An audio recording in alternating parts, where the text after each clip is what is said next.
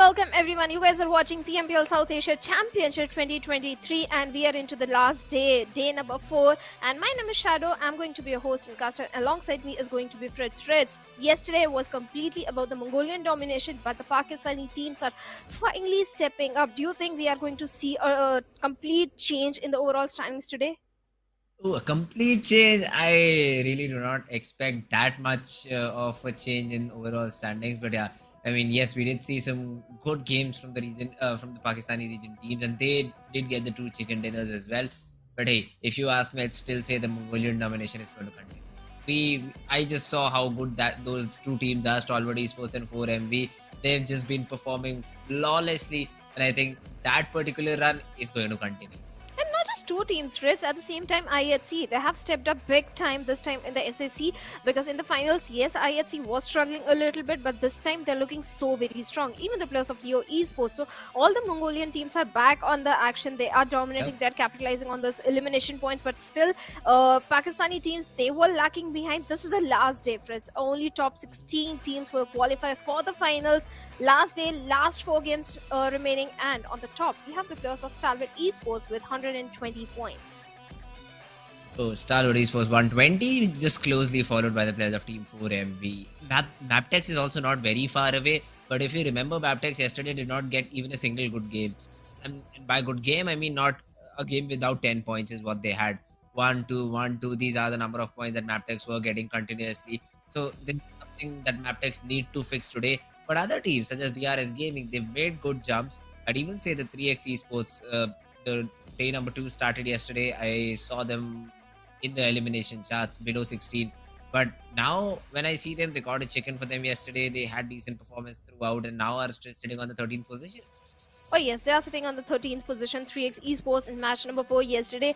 They did get a checketeer for themselves, but they need the consistency on the day number 4 because yes, the point difference is not way too much. Even a team that is in the danger area, 52 Esports, there are only 2 points deficit from 3x Esports. So there is a very high chance for it that SKYLIGHTZ Gaming or 52 Esports, even the players of Regicide, can topple over any of the team and qualify for the final. So all these teams, I think from 13th spot to 20th spot, there is a very high chance one chicken dinner and they can find themselves in the top 16.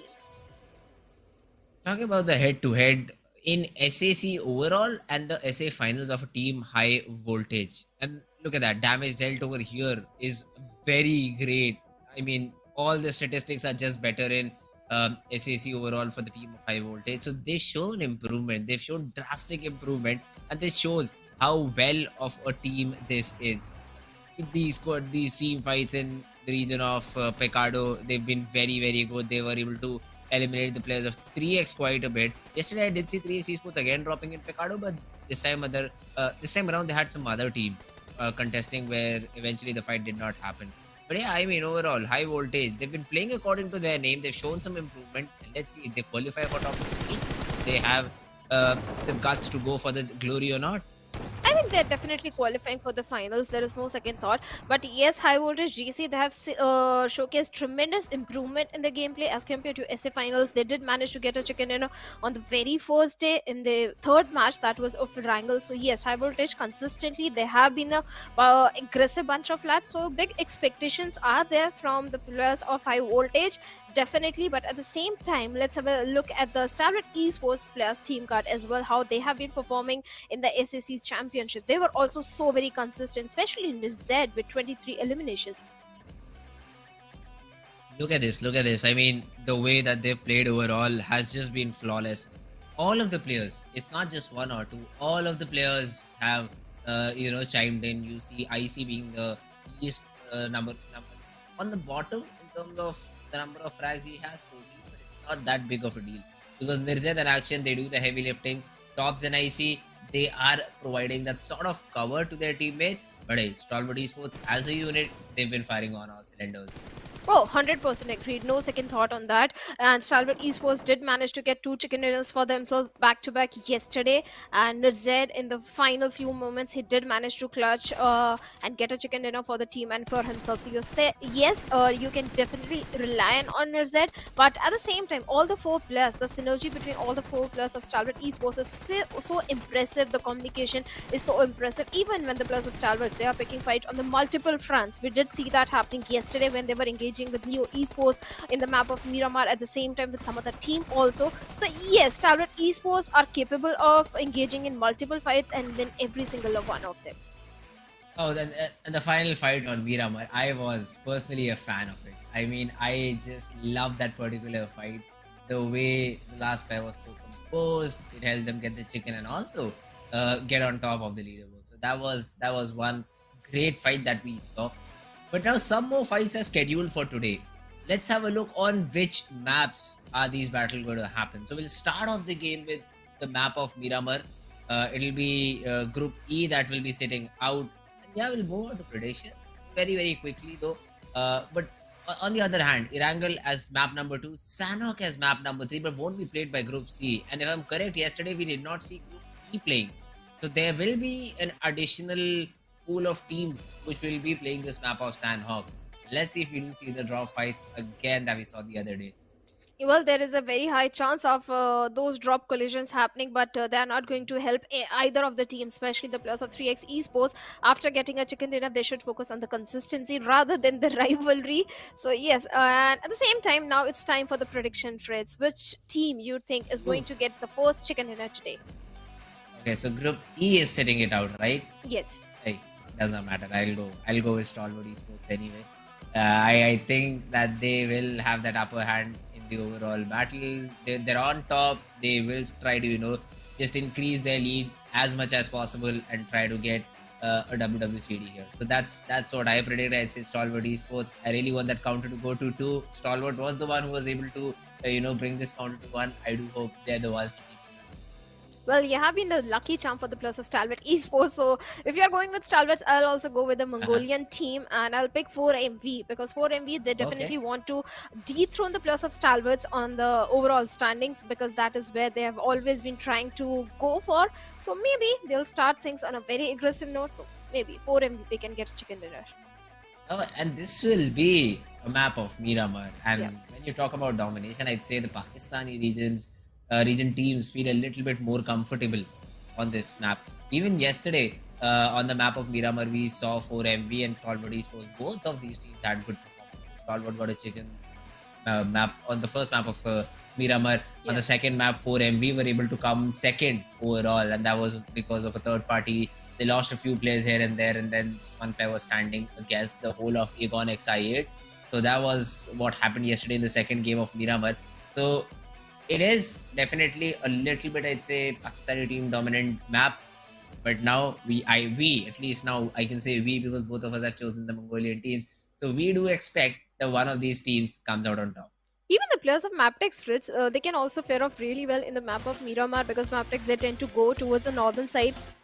And yes, MABETEX on day number 1 and day number 2, they were sitting on the top in the overall standing. So maybe they also will try to go for that winner chicken dinner for themselves and climb up the ladder. At the same time, SKYLIGHTZ Gaming, well, they are in the danger area and they have every reason to go aggressive on the very last day because hey, it's a do or die situation for them right now.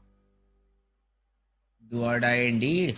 And let's see though how all of these teams are going to perform on this map of DMRs and snipers, as I love to say it, although we do not see any DMRs or snipers being used anymore. It is an old meta. You know what they say, old is gold. I hope for it to return back and then we might see some K98s and M24s being shot. But for now, what I see by my bare eyes, cannot see the mini map right now, but it is a central plane path. It is. I mean, it is again a very central plane path, starting from Cruz de Val, landing all the way to Landrilla. Most of these major cities will be covered because of the plane path. An interesting city that opens up though that we usually do not see is Campo Militar. So basically, all these northern cities, Campo Militar, Torre Ahumada, Cruz del Val itself, even La Cobriara is within dropping distance. So now I'd like to see the decision making from all of these teams. I already see the players of, I think, Team Tough who are moving towards Tierra Bronca and Campo Militar. Oh yes, I forgot. MABETEX Esports. They are sitting out in this one. So TUF now they have Campo Militar up for the grabs, and they're definitely utilizing it. Definitely a very good drop location to have in the map of Miramar, because we have been witnessing too many either the eastern circles or the northern circles. So yes, from Campo Militar, from the shorelines, TUF can definitely showcase a very good rotation. At the same time, they might cross paths with the players of Againix I8. Speaking of the other Pakistani team, Fritz Magnus. Yesterday, Magnus did showcase a very good performance. Yes, they didn't get the chicken dinner, but they came on the second spot, and Stalwarts, they got the chicken dinner for themselves. But Magnus Esports, well, they also showed some signs of redemption in the third last game. So maybe this can be a good game for them as well. But right now, we have a potential close fight that can happen between the players of Regicide and IHC and Ziol. Well, he's in a very tricky spot right now.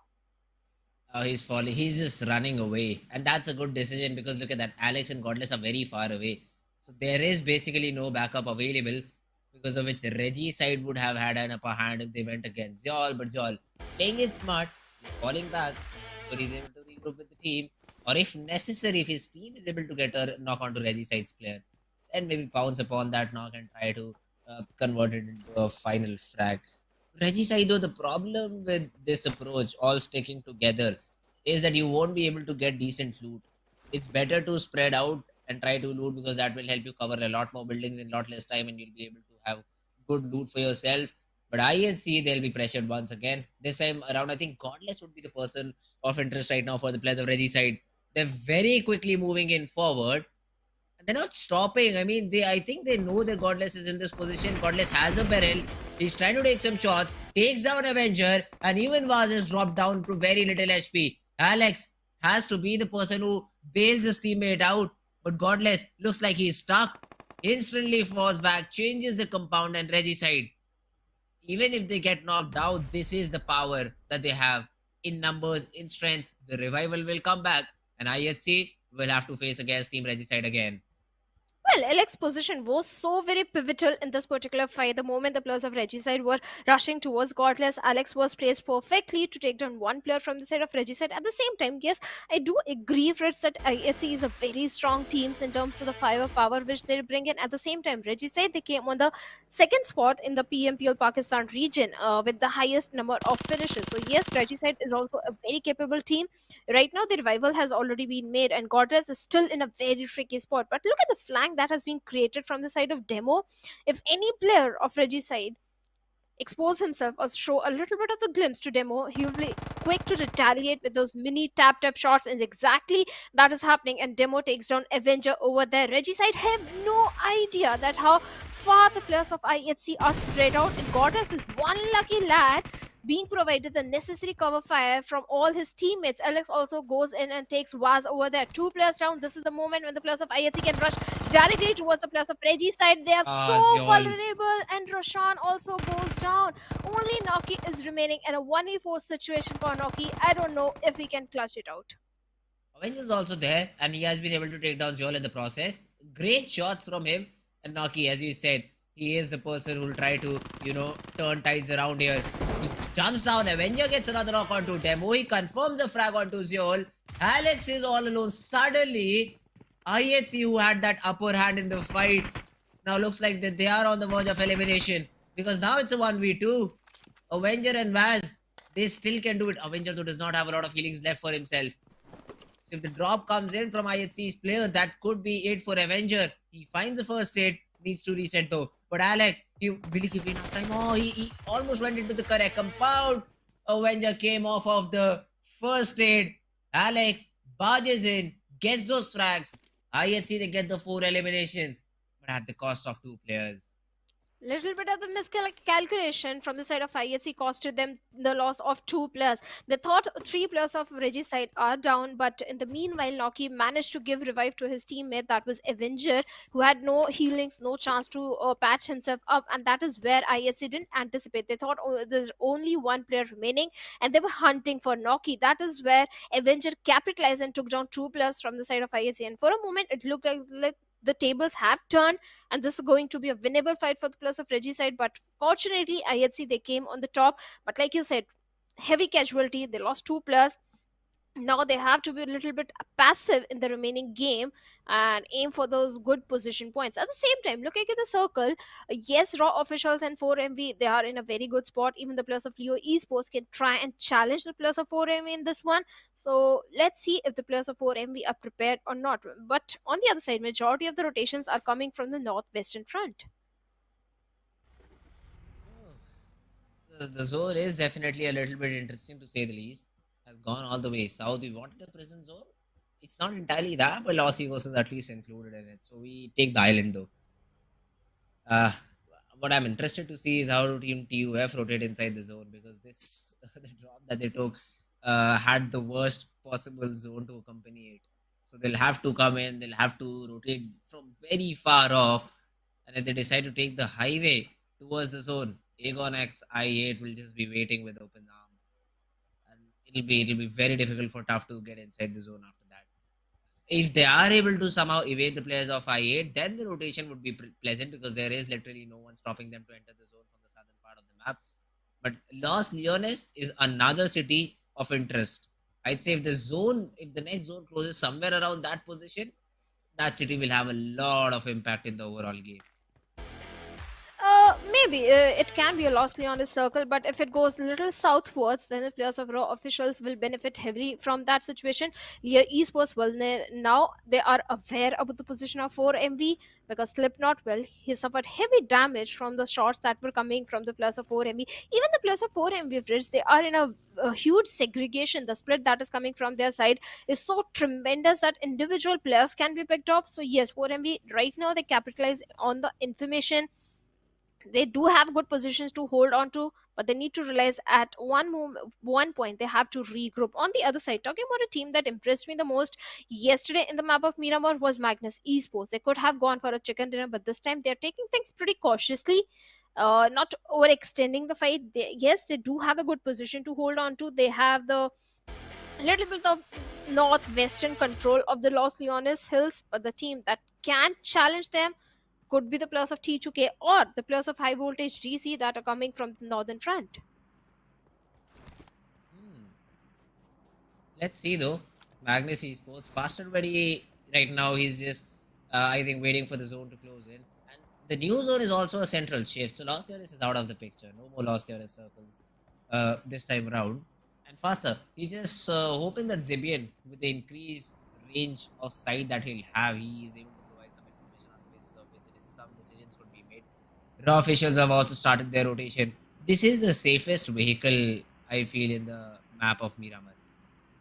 Yes, definitely. But looking at the rotations that are coming from the complete eastern side, we have the players of TUF also moving parallelly with the players of Agonix IA. There is a chance of a potential fight happening between these two teams as well. So let's see what's gonna happen. For now, every team is trying to find themselves a real estate or good position inside the circle, but looks like I8 they are opening things up with to the players of T2K. Even the players of Raw officials can also do a very good third party, and that is where T2K they will be tested. Yes, it's a Miramar, yes, it's an open field, but you have to have that 360 visual or the information. You have to have those rich cover for yourself. At the same time, we have the players of Illuminate Crew as well in the close proximity, and Rig is trying to pip a few bullets in that direction, but yet a Uta with those mini taps takes down Rig over there of T2K. And let's see if we can get the confirmation point as well. T2K, they are not in a good spot, Fritz, at all. Not at Not at all. all. Agreed, 100%. Oh, let's see though. They're still in their rotation phases, but meanwhile, Leo Esports are in a battle with the players of Team 4 Miracle Vibes, and East has already gotten a knock onto one of the players. Haitami is coming in for the support. Some shots are being exchanged. As soon as he sees that there is a nade being cooked out, he just instantly rotates. Knew that Sussex won't be able to back off from that position so easily since he's already knocked out, and now Leo, they will be bombarded. Nades are going to rain in, and Leo, they will be in a lot of trouble from here on. Let's see if they're able to survive this. There is a vector for Haitami. Slipknot is also cooking a nade of his own. But 4MV, the numbers advantage plus the utility advantage can definitely help them a lot. Although, wait a minute. Slipknot has been able to blast Doc out of the game. Refuse might just be next. The nade is good, but Liquid, first of all, confirms that frag. No more revivals for you. And Leo, they convert this into a 3v3. Well, your esports challenged the peers in the lobby and refused with a grenade, takes down Slipknot over there. And all your esports, they don't have the numbers. And East is already marching forward. Apex with a grenade is trying to take down Liquid over there, but Liquid is trying to peek and take one player from the side of 4MV. But East and Apex both are too much to deal with, and Liquid also goes down. Now your esports looks like they are left with only one player on a sliver of HP. For how long can he survive? And Haithami also bids bye-bye with that 4MV. They have managed to take down the entirety of Leo Esports, but now IHC, they're also trying to challenge the players of 4MV from far afar. Yes, Refuse has been knocked down, but easy revival will be coming in. At the same time, I can see IHC with those buggy already closing in the distance, but we have another fight brewing up between the players of Raw officials and NB Esports. Looks like NB Esports, they don't have the numbers and they are not in the best of the position right now. Oh, not at all. NB Esports, lower rage. Fizzboy is all alone. Although he got one, and Claw's also low. So this could be really deadly. The second weapon is DVS, so right now you won't be able to pull that weapon out to get the job done. Claw, he turns his back towards his opponent and is trying to run back.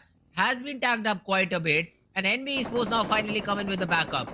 Raw official, they are on the verge of getting eliminated because I think there is just a single solo player surviving somewhere far away from his team. And NB Esports, all these 3 knocks will be converted into 3 different frags. Yes, definitely. NB Esports, they have managed to eliminate the players of Raw officials and have got 3 defeat points. But at the same time, they lost one of the very strong player from the side. That is Mondo. On the other side of the map, we have Agonix I8 also longing horns with one of the team, I believe, is going to be Illuminate Crew. But IHC right on the doorsteps of 4MV. Other players of 4MV prepared. Yes, the grenades are being flung over, but no connection whatsoever. IHC demo along with LX trying to challenge the players of 4MV. It's not going to be an easy fight as IHC, they are outnumbered. But if they manage to eliminate the players of 4MV, they can have the entire Western control for themselves. Demo with a grenade.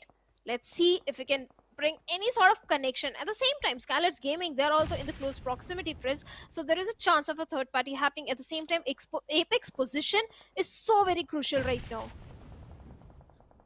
Oh, definitely. I mean, Apex can have that third angle onto the players of Team IHC, but it shouldn't be a difficult fight for Team 4MV to win because it's just Demo and Alex. IHC already lost 2 players early on against the fight with Reggie side, I believe. So that was not a great fight on their part. And just 2 players surviving, Alex and Demo, did not exactly agree with the decision they made of pushing on the players of Team 4MV. But hey, now you're already here. You need to find something or the other which helps you to win this particular battle. Demo already has sort of a different angle onto Apex and is able to take one. Oh no, it's Apex who flicked above. He is the one who gets that knock. Alex gets the jump onto one of the players of 4MV. Refuse. But then the trade is there. 4MV, they finally come in, get all their players back up in action, obviously except for Doc, who was already knocked and finished out, and will play with the remaining 3 players standing. Oh yes, 4MV, they definitely have the Western control for themselves. At the same time, I like what the players of Stalwart Esports are doing.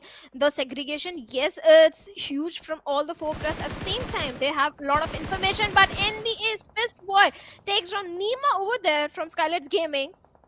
There is no chance that Nima can be revived in this situation, and this grenade can be so very deadly. Nima crawls his way towards AJ and looks like the rescue mission could have been made, but Stalwart Esports, they join the fray and get the confirmation point onto Nima. So there is a third party happening. At the same time, Stalwart Esports, they are trying to move inside the circle from the northern front. Even the players of Magnus can also beat that ugly thorn for Stalwart Esports. So Stalwarts, they have to regroup. Yes, the third party won't benefit them heavily. At the same time, Sek, he has to regroup with Fistboy. At the same time, I8 Illuminate Crew, they are locking horns with the players of Agonix I8, and Agonix I8, they have been eliminated.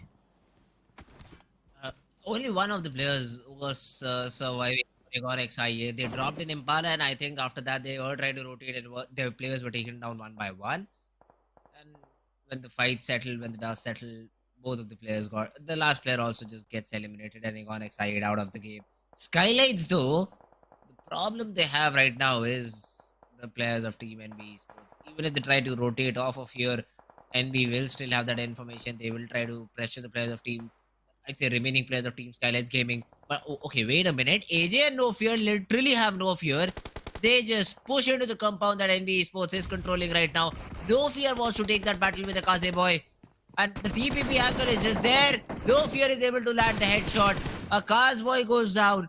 Fist boy on the other hand is able to take care of AJ. So the casualties are happening on both fronts. And now it's a 2v2 situation for both of them. Definitely a 2v2 situation. Fistboy with a grenade looking for a knock onto No Fear, but he has no idea exactly where the player is. And for now, NB Esports surviving with as 2 players. SKYLIGHTZ Gaming also with 2 players. No Fear also trying to lob those grenades and find some sort of connection. At the same time, I think he's a little short on those healings because he's down to like 50 HP. So No Fear really needs to patch himself up as soon as possible. At the same time, on the northern front, Stalwart Esports still having a good control, and Highvoltage DC, they are challenging the players of 4MV. The trades are coming back and forth, and Stalwart Esports and Magnus, they are also locking horns with each other as Tops find a perfect connection onto one player, and now Magnus left with only 3 players. So fights are happening east, west, and south in all 3 directions, and SKYLIGHTZ Gaming still in a stalemate situation with the players of NB Esports, but No Fear, literally with No Fear, is trying to move closer to the players of NB Esports, and Boy comes and takes him down instantly. But why there was no backup? Why No Fear was moving alone? And Mafia Ninja, well, he has already been dealt with. And looks like SKYLIGHTZ Gaming with just one single elimination. They have been eliminated from the lobby, Fritz. But I'd say not, NB Esports is also not in a very good spot. Boy down, cannot be revived back up. The player who's trying to get inside the zone, I don't know for how long will he survive. The good thing, the only positive thing is they got 6 frags to their name. So at least they'll be able to secure 6 points from this particular game. Yeah, NB Esports, Boy spotted down, will be sprayed upon, survives for now. But for how long? Tops missing every bullet? That's not like Top. That, oh, the pixel saves him. A pixel HP is what he had left, and Stalwart Esports, they hoped that they were able to get that frag, but no, Boy, he survives to see another day. One lucky fellow. Fist Boy is definitely lucky, but on the other side, T2K, well, they are not lucky. I like what the players of Illuminate Crew are trying to do. They are trying to flush out the teams from the southern end and trying to have the southern dominant control for themselves. And T2K, well, not an easy team to flush out, but the initial connection is already there. Rig has been dealt with, so it's only 3 players remaining from the side of T2K. And I think this is the second or the third knock onto Rig, so he's going to bleed out literally very fast, Fritz. And Sky is already marching forward towards the plus of T2K. One good grenade from the side of Sky can bring down the numbers of T2K a lot more. And Woofy's, well, he gets a confirmation point as well onto Rig. And now T2K, they have been forced to fall back to the safety of the compounds because, hey, the blue is going to catch up slowly. And the players of Illuminate Crew, they also need to prioritize the circle because it's going to be stage 6 circle, and the blue is going to give out a lot of damage. Oh, let's see the blue if it's able to get any frags to its name. There are done. Gets taken down by Demotivator. I think that is a score of EUF. T2K Sandesh finds all of the players of 4MV trying to rotate out in the open and refuse, gets punished because of it. They get the very first frag of the game. I did kill face to this fight as well. But I think they were not able to confirm the flags. They're also trying to get involved by a third party in this fight between 7th Element and Team Highvoltage DC. But it seems like Highvoltage, they already have been taken care of.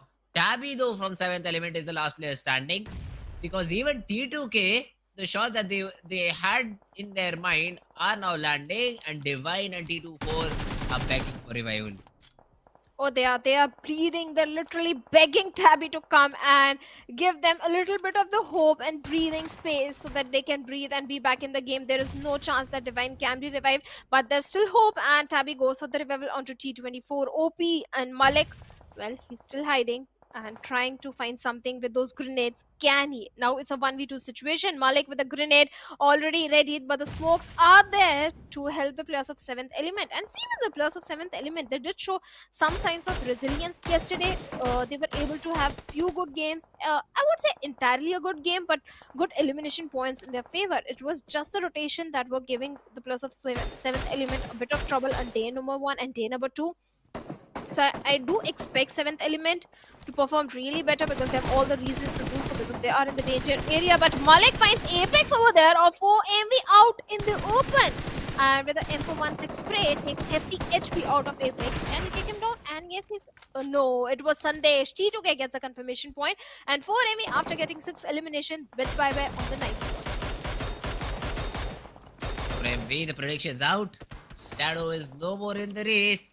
Stalwart Esports still in the game. So yeah, I'd love to see Stalwart perform now. Let's see if they're able to get some more frags to their name. On the minimap, I do see them on the northern part of the map, and that too completely unchallenged because Magnus is there in the close vicinity, and I think Stalwart Esports want to make sure that Magnus do not leave the compound alive. That's why they're throwing all those smokes and trying to gain control on the real estate in front of them. And Magnus, they'll have a hard time if a team like Stalwart is trying to pin you down. I8, on the other hand, I8 crew, they've got 5 frags, all the 4 players surviving. That means that this is another team that has a good idea about what's happening around the game. But I see only 3 players of Stalwart Esports. IC is way far away from his teammates, guarding that eastern angle or northeastern side of the map. But still, as a 3-man army, they have managed to bring down the numbers of Magnus Esports. Stalwart, they don't have to do anything. They just have to guard their position. Magnus Esports, they have to move inside the circle sooner or later. They have to leave the safety of the compounds. And I love how Stalwart Esports, they're not overextending this fight. At the same time, the grenades, the molotovs, the throwables are being utilized from both the ends. There is no chance that Magnus can survive this one. But hey, it's a game of battle royal. Anything can happen. But Zen, he gives a little bit of the glimpse to Nized over there and down to a little bit of the 30 HP faster. Trying to find something, some relief in the situation. Magnus Esports under heavy pressure right now. Yes, the vehicle can save the plus of Magnus Esports if they manage to make it to the safety, but I doubt if it's the correct vehicle. The ridges are helping the plus of Magnus Esports, but now it's an open field and it's Miramar. The vehicle is going to explode, and it does explode. Takes Zen down. Not just Zen, the entirety of Magnus Esports has been eliminated with no elimination point at all. At least one of the players did not give his life to Stalwart Esports. Yeah. he just fell over and died. And that's a good thing, I mean, not giving a frag to your opponent. Oh, wait a minute. Did I see an AWM in the kill feed? Oh, that definitely makes me excited. I want to see some more action, guys. Come on. Show us the POV. Show us the POV of that ARM user. That is T24 from 7th Element. 7th Element and Highvoltage. It seems like that they've come to an understanding that we'll have to share the compound anyway, so let's not fight against each other. Let's form a truce. Let's just fire on all of the other teams around us, and then we may fight it for the first and the second spot. That is the truce, I think, that has been made between the two teams. But to their dismay, Team Tough, Team Quantum Rage, IA, T2K, all of these teams, they do want the spot that currently 7th Element and Highvoltage DC have.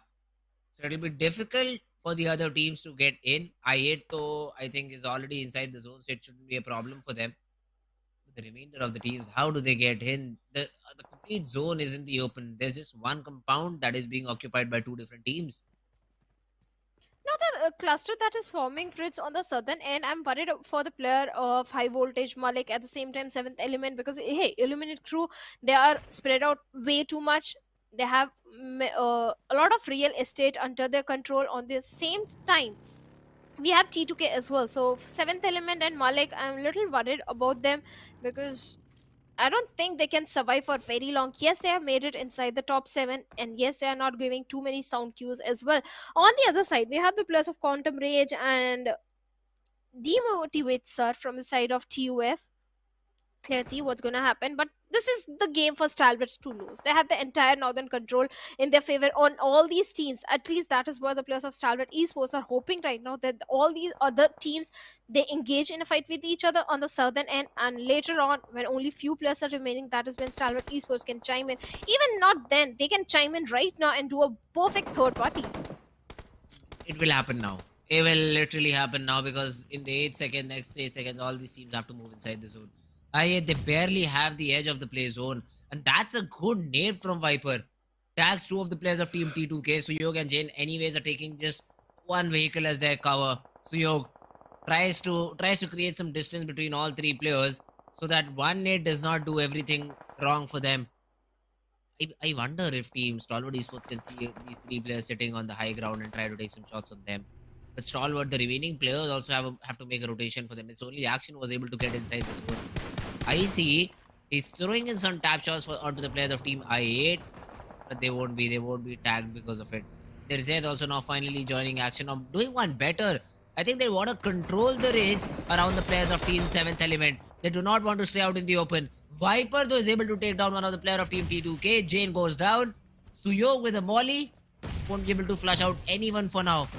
Here comes the utility exchange.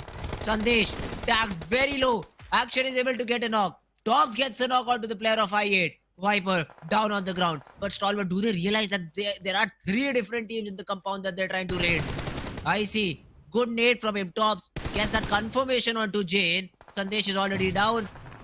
The frag will be stolen by the player of Highvoltage. That is going to be Malik. But Nirzed's nade takes care of Tabby. It's all down to T24 for the players of 7th Element. They are just racking up frags over here. T24 will go in for the revival. He does not care. It does not matter because IC's nade will take them both out. The absolute killers, Stalwart Esports, are there and they are eliminating squad after squad. And yes, one frag was stolen from the side of Stalwart Esports, but still they have raised the bar of expectation so very high. 9 eliminations already in their favor. Suyog all by himself from the side of T2K, not for very long as Sky see him and instantly flush him out. At the same time, Action, look at his position. Under his supervision, the players of Stalwart Esports rushed towards the compound of 7th Element and they were able to flush out so many players from that very compound. And Action is still providing the necessary backline support needed for the remaining 3 players. At the same time, they have to be a bit cautious about the position of Quantum Rage because Quantum Rage, well, they're keeping a close eye in the direction of Stalwarts. Yes, the compound is there to help them. At the same time, Illuminate Crew, they are also trying to challenge the players of Stalwarts right now. But they have to move a bit closer. They have to leave the safety of the ridge because the circle is going to close in, and that is where Illuminate Crew, they have to reposition themselves. At the same time, Action has spotted on the plus of Quantum Rage courtesy to that smoke, and looks like Quantum Rage, they are coming under heavy fire. At the same time, Woofies has been dealt by Nirzed. That's a good knock to find because now the zone is already started to close in. But wait a minute. Sky plays the spoil sport. He's able to take down IC. Noah goes down to play zone. Tops is able to manage to get that frag onto Malik. Finally, I can say that the compound is clear, but I8 is also charging in. Wolf is down on the ground. Action. He is all out in the open, but has some natural cover to work around. He gets spotted down, but Viper, the counter spray from Action is just too accurate. Viper could not respond in time and gets taken care of. He throws a smoke, wants to get inside the zone. Stalwart Esports with that nade will put an end to the players of I8. And now are moving forward towards that chicken. Quantum Rage, the 2 players will be forced out in the open in the next 3 seconds. Goku uses a vehicle, closes in the distance a little bit. Action, he has to be the one who's able to get a knock, but he needs to also make sure that he does not fall here. Because if he gets knocked out, Stalwart Esports would be left hanging. The 2v2 will definitely favor Quantum Rage if Action falls. But Stalwart, they take an interesting approach. Action, caught by Goku's nade. Nirzed and Tops are the only 2 players remaining who can do something about it. Quantum Rage, they're still tossing nades. Action taken care of. Nirzed also tagged a little bit. A nade being cooked by Goku, a nade being cooked by Senior. These nades are going to change the action of the game. Tops runs out of ammo, switches to UMP, finds just 9 bullets in it. Not enough. Not enough to get the knock. Goku still has a nade left. Tops and Nirzed both trying to reset. Tops still being bombarded. I don't think so Stalwart Esports have any more healing left. Otherwise, they would have been popped. Senior still has a nade to work with. Throws it out. The molly barely misses Nirzed. And Nirzed pops the first aid. Tops also trying to reset. The nades just do not finish. The nades just do not get over with. And Goku's molly will catch Nirzed. Tops, a 1v2. Spotted down. Taken down, and I8 crew are able to get that winner chicken dinner. Well, definitely a beautiful winner chicken dinner coming in. So many good rotations, so many good angles were held by the plus of Quantum Rage. Stalwart Esports, they went a little greedy in taking those elimination points. That is where Quantum Rage capitalized and perfect throwables. Now Quantum Rage, they are sitting on the 12th spot in the overall ranking.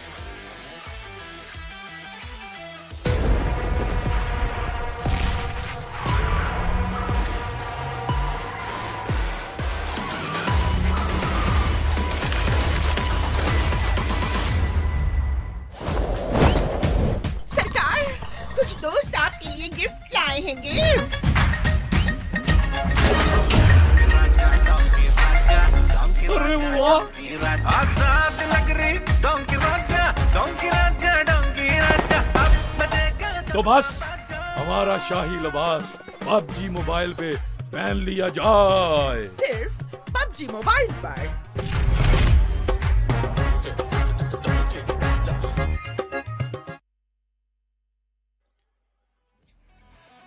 Well, that was a very close end fight between the players of Quantum Rage and Stalwart Esports, lobbing those throwables and the grenades and the molotovs. So many utilities were invested in that 2v2 fight, and Quantum Rage, well, they're in supreme, Fritz. What do you have to say? That they did. I mean, Quantum Rage. Not I8 crew, Quantum Rage. I know. In the heat of the moment, it just slipped out of my mouth. But yeah, Quantum Rage. Great performance by them. I mean, figuring out that all the three players of your opponent are in three different places. Action was alone. Action was hiding behind. I cannot even say a rock, but because that was not a rock. That was just a natural, I'd say, ridge that was made out of grass. Somehow it did still stop bullets, but he was still sitting out there. Nade being tossed onto action, he gets taken down. And I do not understand how all these players have so much utility to throw onto their opponents.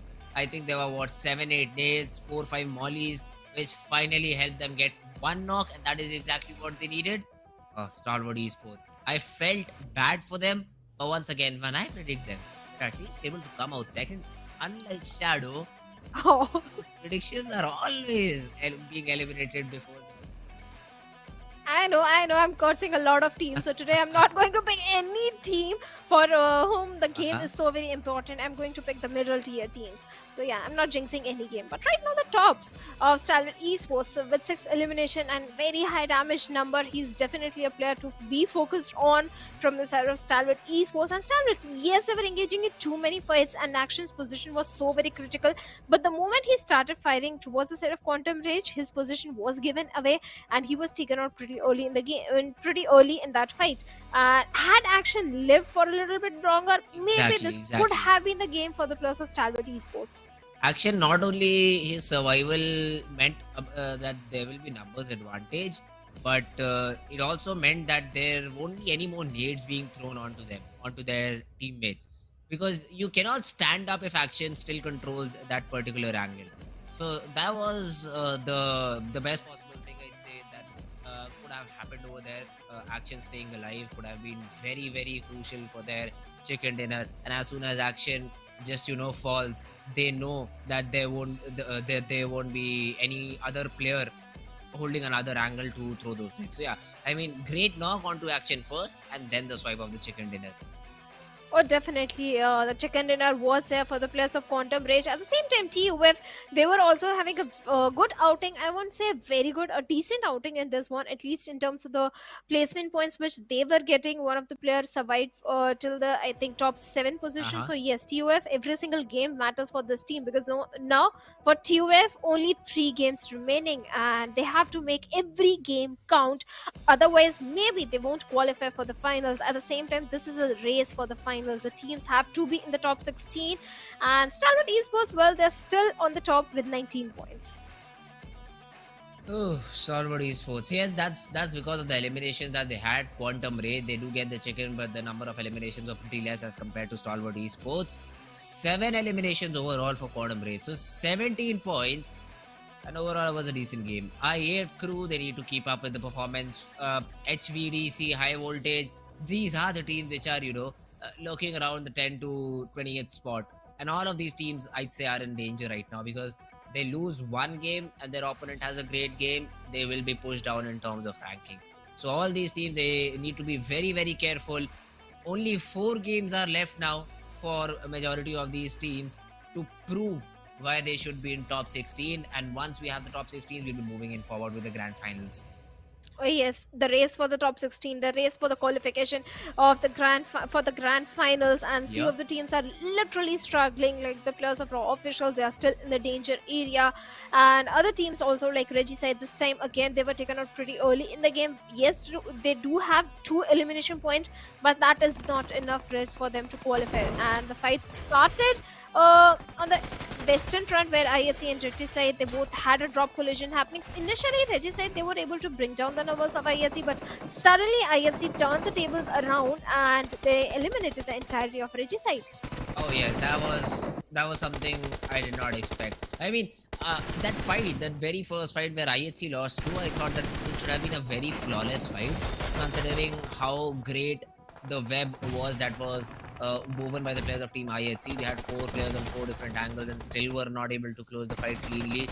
That was not the best possible fight. And then the final utility dump, Goku gets that knock with the molly, and then the player was completely in the open. He could not do anything about it. But hey, the good thing is Stalwart Esports still got decent number of points to their name. 139 is what they had overall, and it helps them stay on the first spot.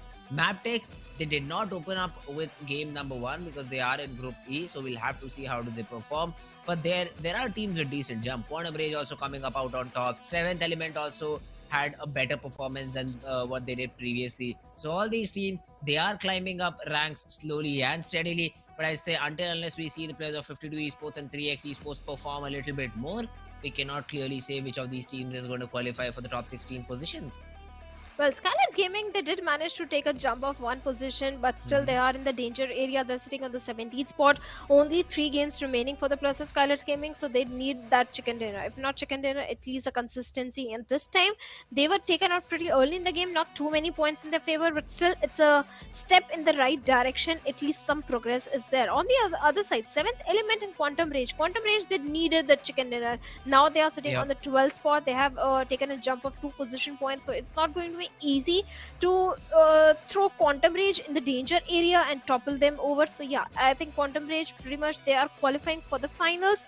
But 7th Element, 3x Esports, Raw Officials, SKYLIGHTZ Gaming still in a very dangerous spot.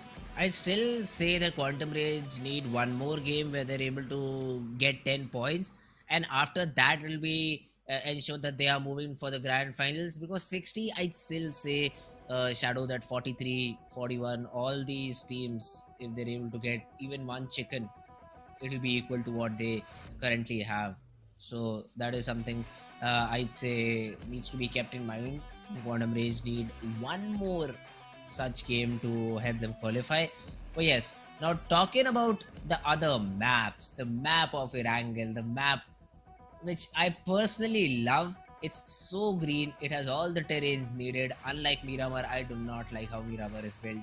So many big houses, so many big compounds to work around. All these 4v4, even 2v4 fights do not go as planned.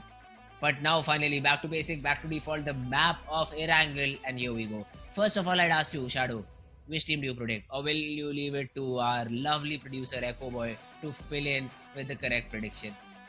I think I'll pick this time, and next time I'll ask Echo if I jinx a team again, then I'll stop predicting entirely. Okay. I'll go with Leo Esports this time. Oh, interesting choice over here. Actually, Leo I'll change. Esports. Sorry to cut you off, not Leo Esports. I'll go with T2K this time. Hey, whatever team makes you the most comfortable, at least you need to get this correct prediction counter up to 2. Because last time, guys, let me remind you, Shadow had 7 correct predictions. Somehow, I don't know how, but she had 7 correct predictions when I was there with her on PMPL SA, and now she just has 1. So this is a huge, I'd say, downgrade in terms of correct predictions, Shadow.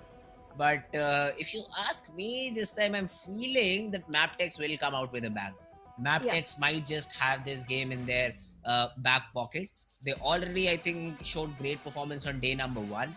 And Erangel was one of their games. I have to recall. I still cannot correctly remember, but I think they were able to get that chicken out of the map of Erangel. So MABETEX is the team I'll go up with.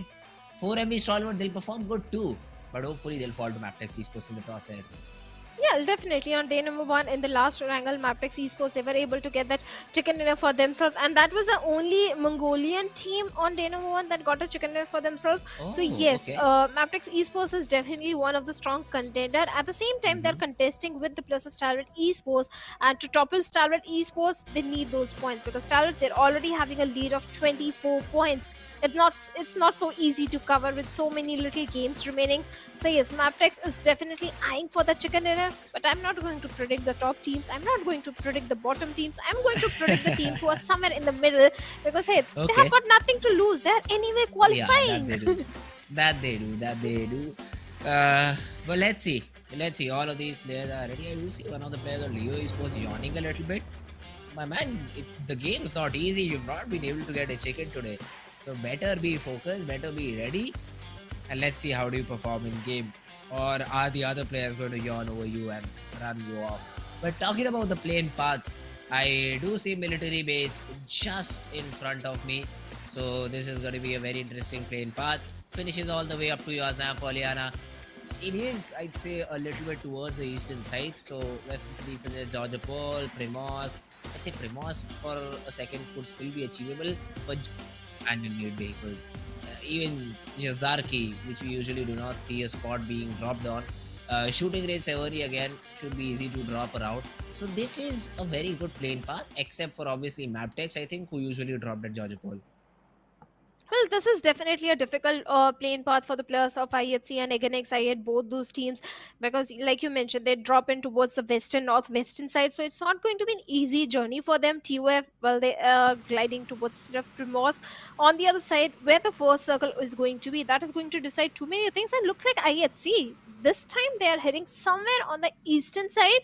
Oh, I forgot. This team do have a dynamic drop location. I have seen them go towards the eastern side of Milta Power towards the SA League stages so many times. So maybe this time the flight path demands for an eastern drop, and the circle.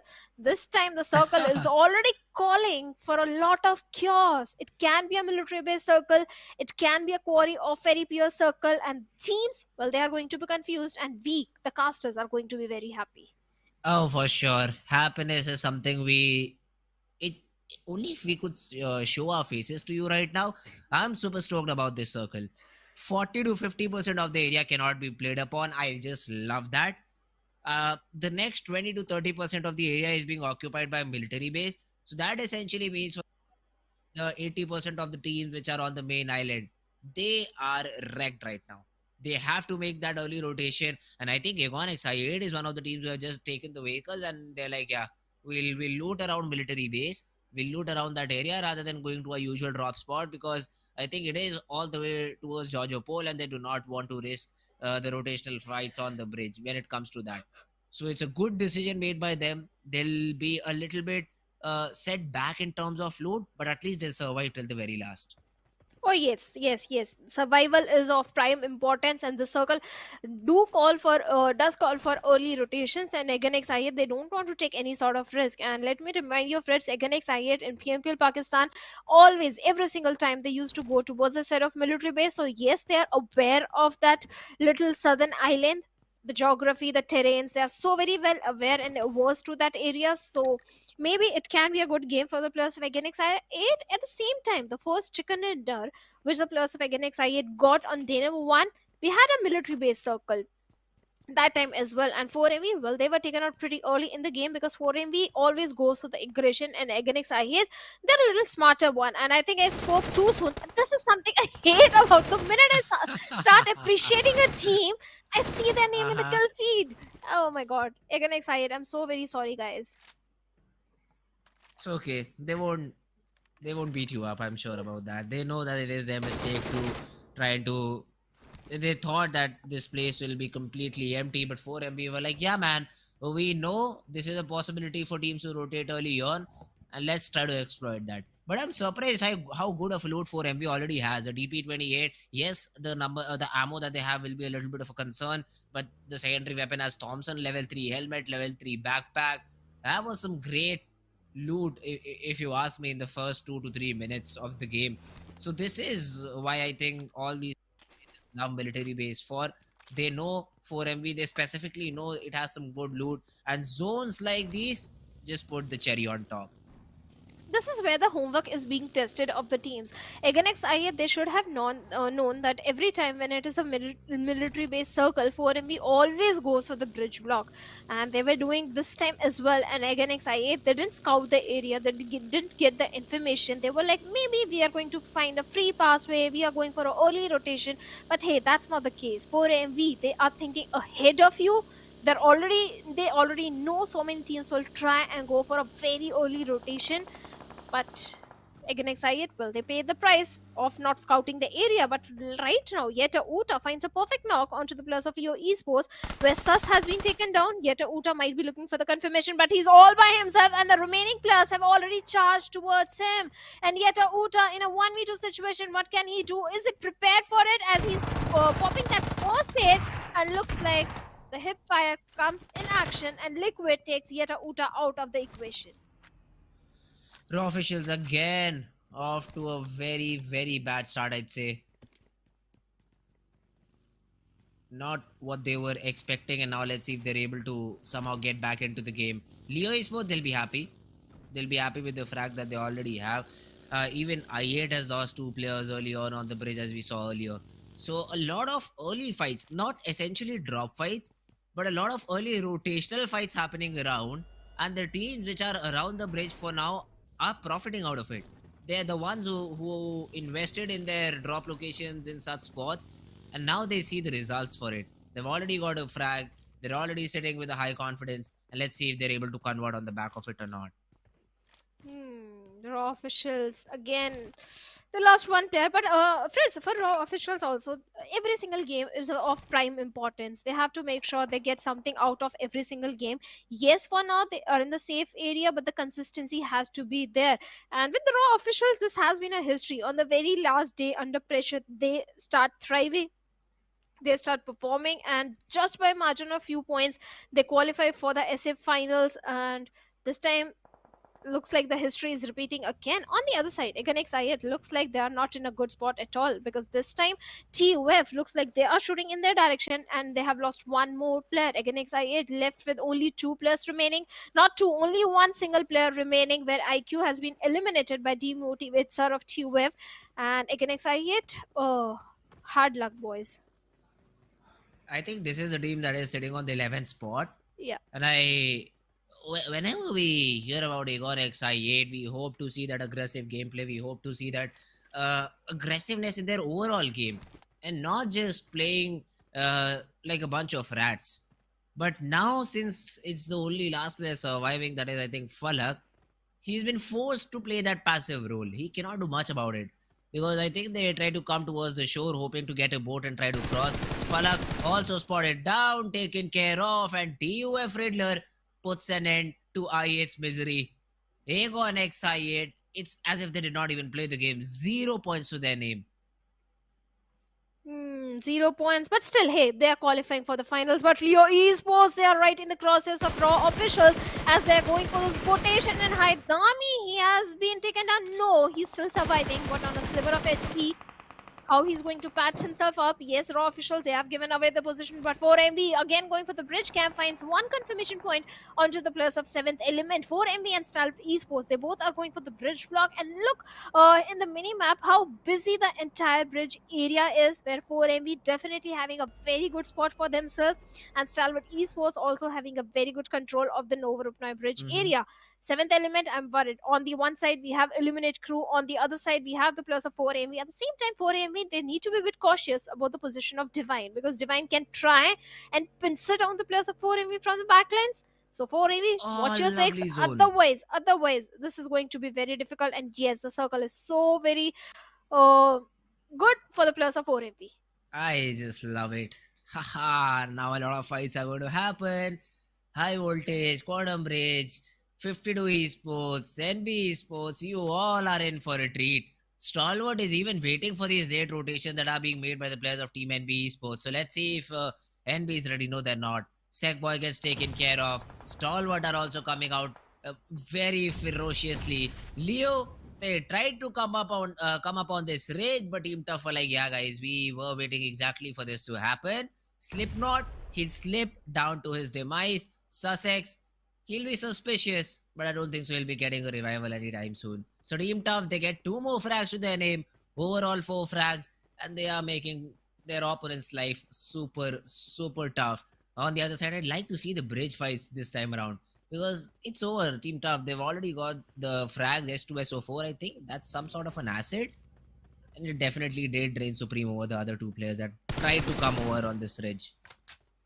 TUFL, they are trying to mitigate all the threats coming from the southern western side, but Divine finds knock on to east, but instant trade comes in, and Divine, well, he has been eliminated. There is no chance that he could have been revived or be helped by his teammates. And for Remy, well, they have the numbers at the same time. They do have a very good compound here by the bridge for themselves. And the circle, well, it is one of the golden position, one of the golden compound to hold on to. On the other side, DRS, they are still fighting with the blue at the mercy of the blue. They have to go for the early rotations, and so does the players of IHC. Still in the blue, 1400 meters away from the circle, Fritz. It's not a joke. DRS and IHC, they have to prioritize those rotations.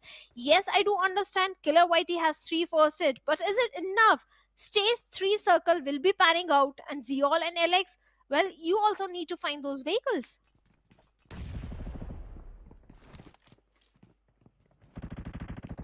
And with the presence of NB Esports on the bridge, the journey inside the circle is not going to be so easy. Even for the players of NB Esports, we have Stalwart waiting for them on the other end of the bridge. So it's going to be a pretty interesting fight. Stalwarts, they're all already opening things against the players of NB Esports, where 2 players have been taken down. At the same time, 52 locking horns with Quantum Rage, where Tanatan comes in and takes down Poison.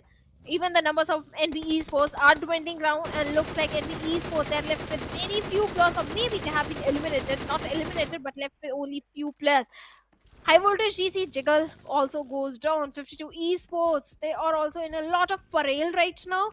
Compton Rage with those smokes, trying to go for those resources, trying to go for those vehicles, and maybe try and transition themselves inside the circle, because its journey is not going to be an easy one.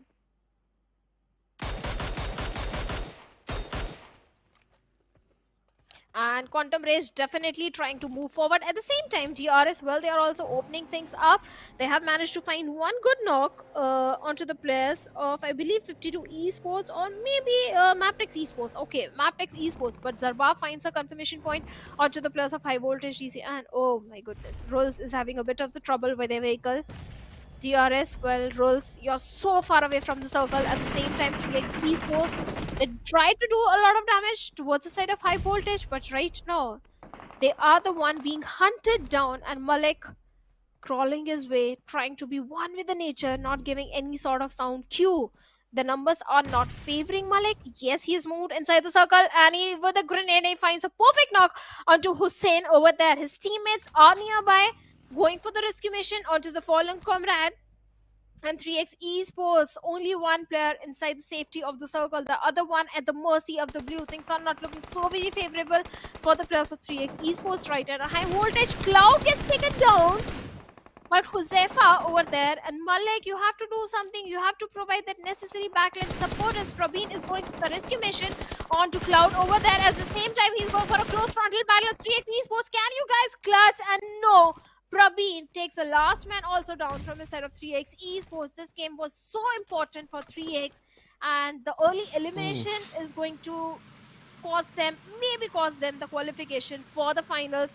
But hey, Highvoltage DC, they have got 4 defeat points, Fritz. Yep, that's correct. I mean, Highvoltage, they do have 4 points for themselves. But wait a minute, DRS, great shots onto the player of IHC, and this is one of those things, man. Both these teams, DRS and IHC, were hoping that they'll move into the zone very, very, very late.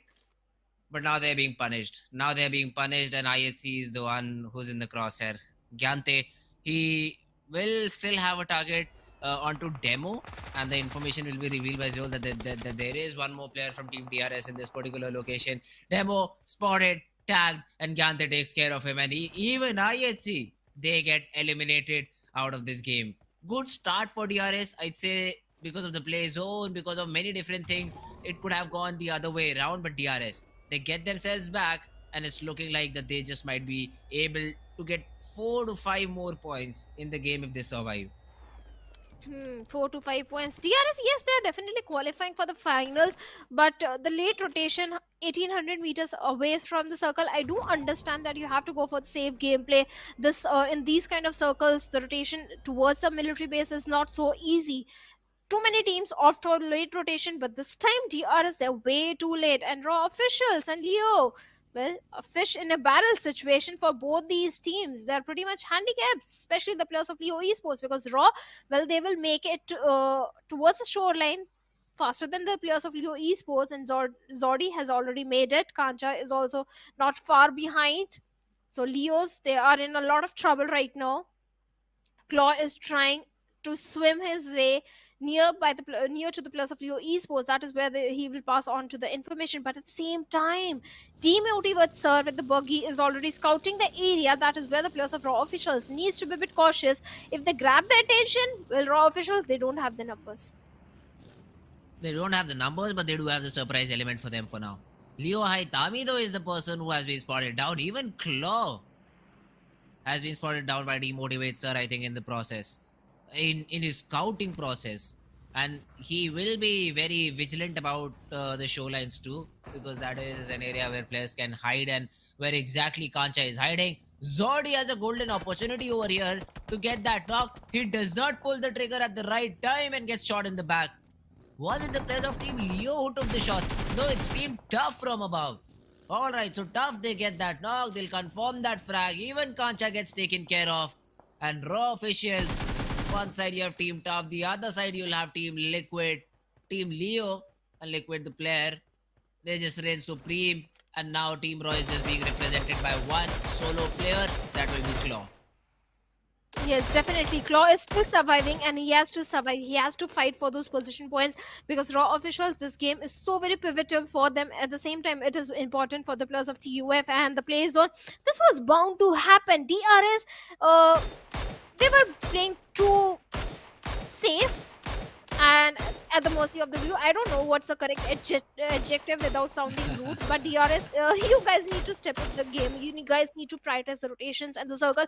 Otherwise, the play zone will definitely punish you. I didn't want to sound rude, but yes, that's the truth. The blue zone always punishes the players, and this time DRS, they are being the victim of the blue.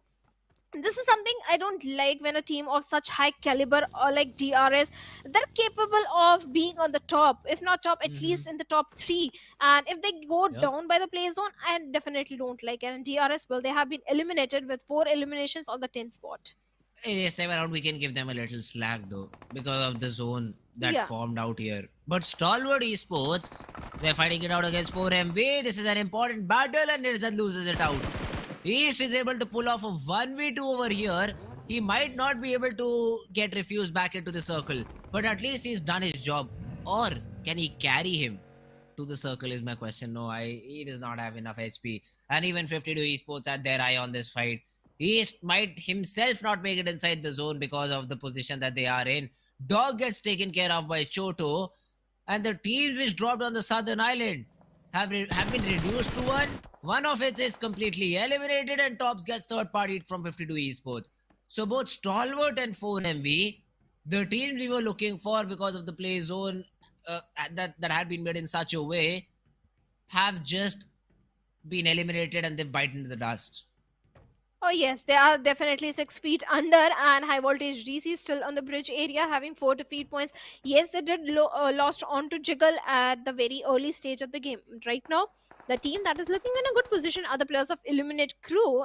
They have the complete southern control. Illuminate Crew usually likes playing from the south direction. They always go for the south rotations, be it the map of Miramar or Erangel this time also. Again, but AKM and 6M scope, well, he was being a little too optimistic, and that's why Viper has been dealt with. Now, Illuminate Crew, they have to go for the crucial revival.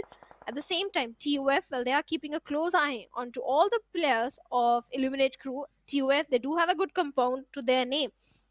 On the other end, 4MV Stalwarts, they both have been eliminated from the lobby. That is going to open things up for so many other teams who are trying to propel themselves a bit higher in the overall standings, like the players of Illuminate Crew. If they get a chicken dinner, they can definitely find themselves maybe in the top 5. True, they've already shown us some good games. Even in the previous map of Miramar, they were in top 5 at least, with good number of frags. So they definitely have shown us that they can be a team who poses a threat to the other ones too. Let's see their consistency here this time around. In top 7, they are yet to get any frag, so that is something that concerns me a little bit. At least get 1 frag to your name, guys. Because if you get eliminated, that'll be a very humiliating elimination. No frags, just on the basis of the spot you have, you're trying to win the game. 7th element is in their crosshairs as of now. Seventh element, they really need to move just very little, I'd say, or most of the players, the two of the players are inside the zone. We'll have to check and see. But I think they're already inside, so they really do not need to leave their compound. So I8 won't be finding any frag onto the players of Team Seventh Element. So they need to divert their attention to a different part of the map.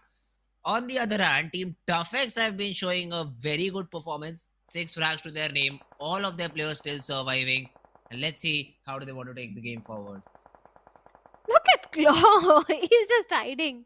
He's just hiding. Even Haidami. Both the players. I feel for them. Leo Esports, yes, they're in the safe spot, but Raw officials. Difficult situations calls for desperate measure. I'll say this again because Raw officials, yes, they're in a difficult situation. They have to go for the placement points, the elimination points, and with only one player remaining, well, looks like he has found the perfect spot. But Haidami, he has spotted on the players of PUF, and then with that Scarlet spray, he takes down one player, Great control. S2S04. Exactly, precise spray coming, and he was proning. That's where the recoil control was there. At the same time, the confirmation has been made.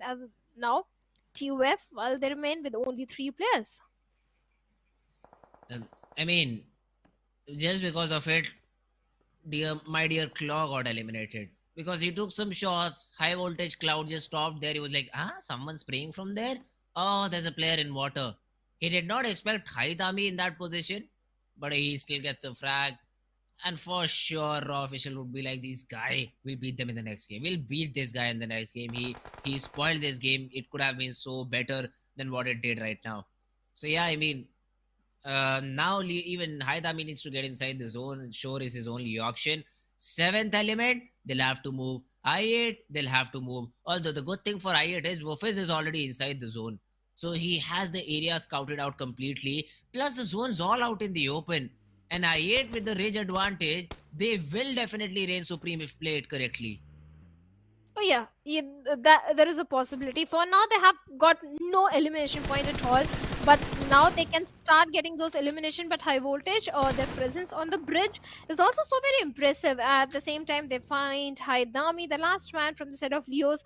And Leos, after getting 3 elimination, they bite the dust on the 6th spot. Yes, eliminate crew. They have been the silent ones for it this time, and it is something unheard of. Eliminate crew is never a team that all goes for the silent gameplay or the position placement gameplays, but this time they are going for it and eliminate crew. Well, they find one connection and confirmation onto the players of 7th element, and looks like both the players have been That's it. eliminated. That's it for Yep. 7th element. A good thing for I8, they're able to at least get 3 frags in top 4. Oh, Iper, come on, man. Or has it not been called by your team? They're still spraying and they're still wasting utility. Do they even not observe the kill feed? I know that the exact player's name are not displayed over there, but once you see the player being eliminated and then the RIP logo over there, you should realize that the team has been completely eliminated. But now they're on the verge of elimination. Not elimination, but they're in trouble for sure. High voltage, they've been able to get one knock. Malik has been able to deliver a crucial knock. But the remaining players are yet to provide any sort of backup. And Choto has already spotted that player. He can play the spoil sport. Malik, though, with the raid, is able to take care of one of the players of I8. Viper is also very low. The first trade needs to be popped as quickly as possible. Probeen, such a critical position, and Choto takes him down with a grenade. He'll get the easy confirmation, and now how high voltage DC are in a lot of peril, and Malik could have been taken down, but his teammate comes in and with a vehicle run over, saves the day for the players of high voltage DC and 52 Esports. Well, after valiant effort, they have been eliminated from the lobby. 8 defeat points already for the players of high voltage, and maybe we could have underestimated the players of high voltage in this one. This could be a good game or a chicken dinner game even for the players of high voltage. Oh, it definitely could have been. But it still can be. I mean, in terms of frags, this is the team I think which is a little bit better than Team I8. So for sure, this will be a 3v3 battle altogether though. But I'll still say Team Tough has that upper hand. The last time I saw they had about 6 frags to their name. I think the tally should have already increased. They did lose one of their players. I think that was S2S04 to the player of Leo Haitami, I think, if I remember his name correctly. So that is the loss they took.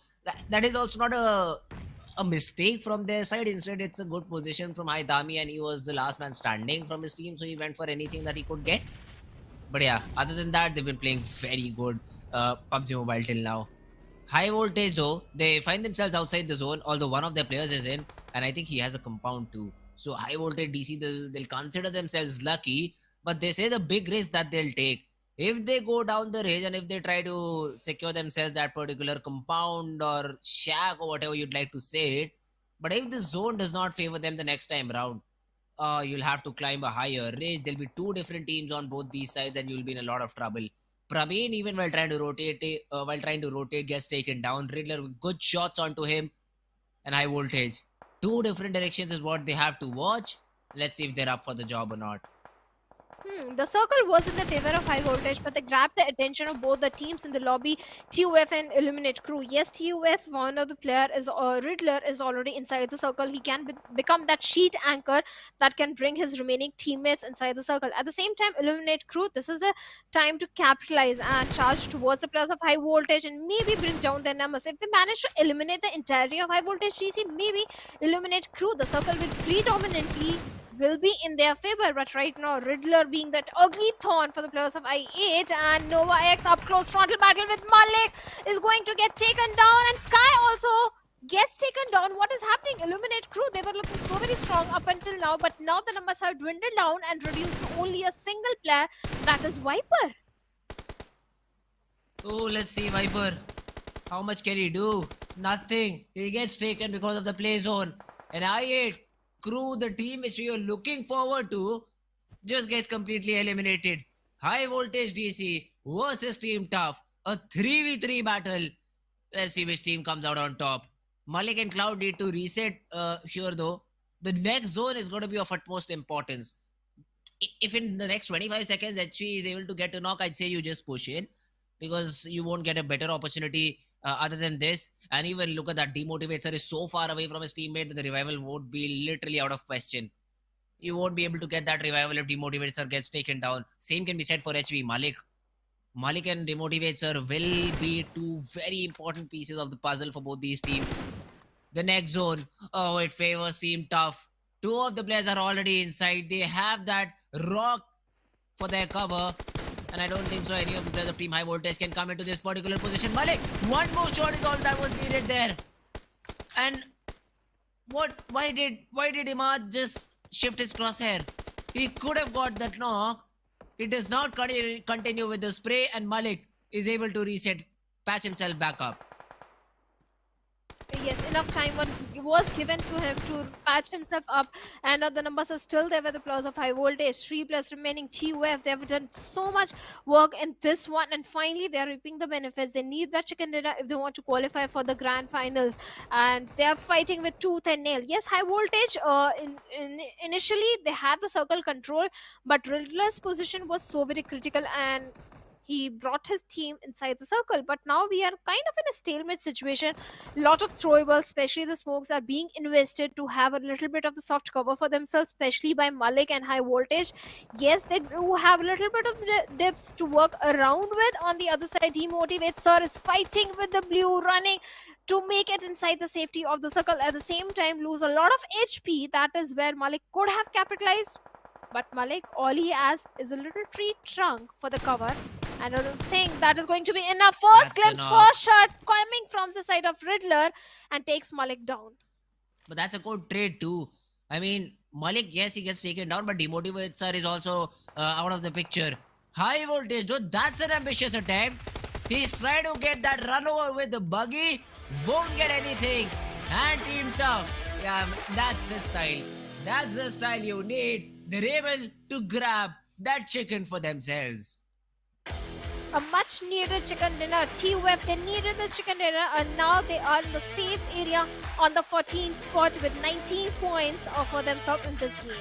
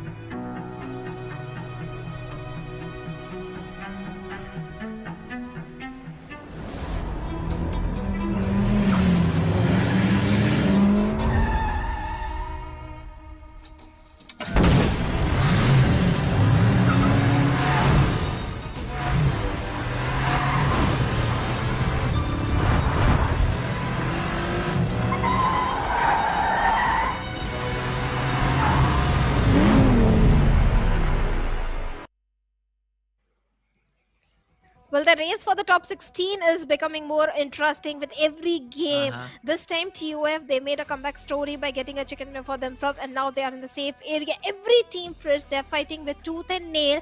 Yep. Everyone wants to be in the finals. What do you have to say? At the same time, Illuminate Crew, second time, they came on the third spot. Oh, I mean, I Crew, they've shown some consistent performance. This is what you need from a team which is on the verge of getting eliminated or not qualifying.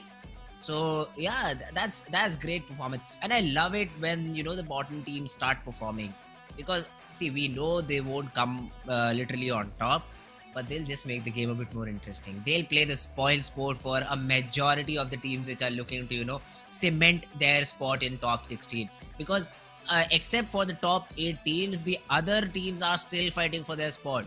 They're still in contention. That we still need to get one more good game, two more good games, so that we ensure our spot in the top 16 position. But when the teams on the bottom start performing, that is when they feel threatened the most. And being the saddest that we are, Shadow, we just love that sort of thing happening. But talking about the MVP of the whole game, it is a player from Team Highvoltage. Even though they were not able to get the chicken, at least the MVP is from their side. Oh yes, definitely. Highvoltage DC, they managed to have the control of the bridge area for a very long time, and the circle was also predominantly in the favor of Highvoltage. That is where they were capitalizing. Yes, they did had a majority of the control of the real estate as well, along with the players of TUF and I8. The minute the circle shifted away, the final shift of the circle, and it went away from the side of Illuminate Crew. That is where the hasty rush, the hasty push was made from the side of I8, and that's where their numbers dwindled down, and Viper was the only man standing. But along with Malik, we have few players from the side of 4MB like East with 5 elimination, and TUF as well. Looks like the sulfuric acid finally worked for the players of TUF, and they got the chicken dinner. Oh, yeah, I mean, that's definitely a good start. That's definitely a good start to piece, or I'd say to cement your spot in the top 16. But yeah, talking about the match summary too, Malik, he was definitely there. He was the person who was trying to get his team over the board, although it was not enough, and it was Team TUF instead who came out on top. But a good show of performance, by the players of Team Highvoltage, and they still secure that second spot. 9 frags overall, 15 points to their name on the second position, but Team Tough with the chicken still stay on top. Another team to watch in this whole game is Stalwart Esports. Look at that, 7 frags, 8 overall points, third in the leaderboard.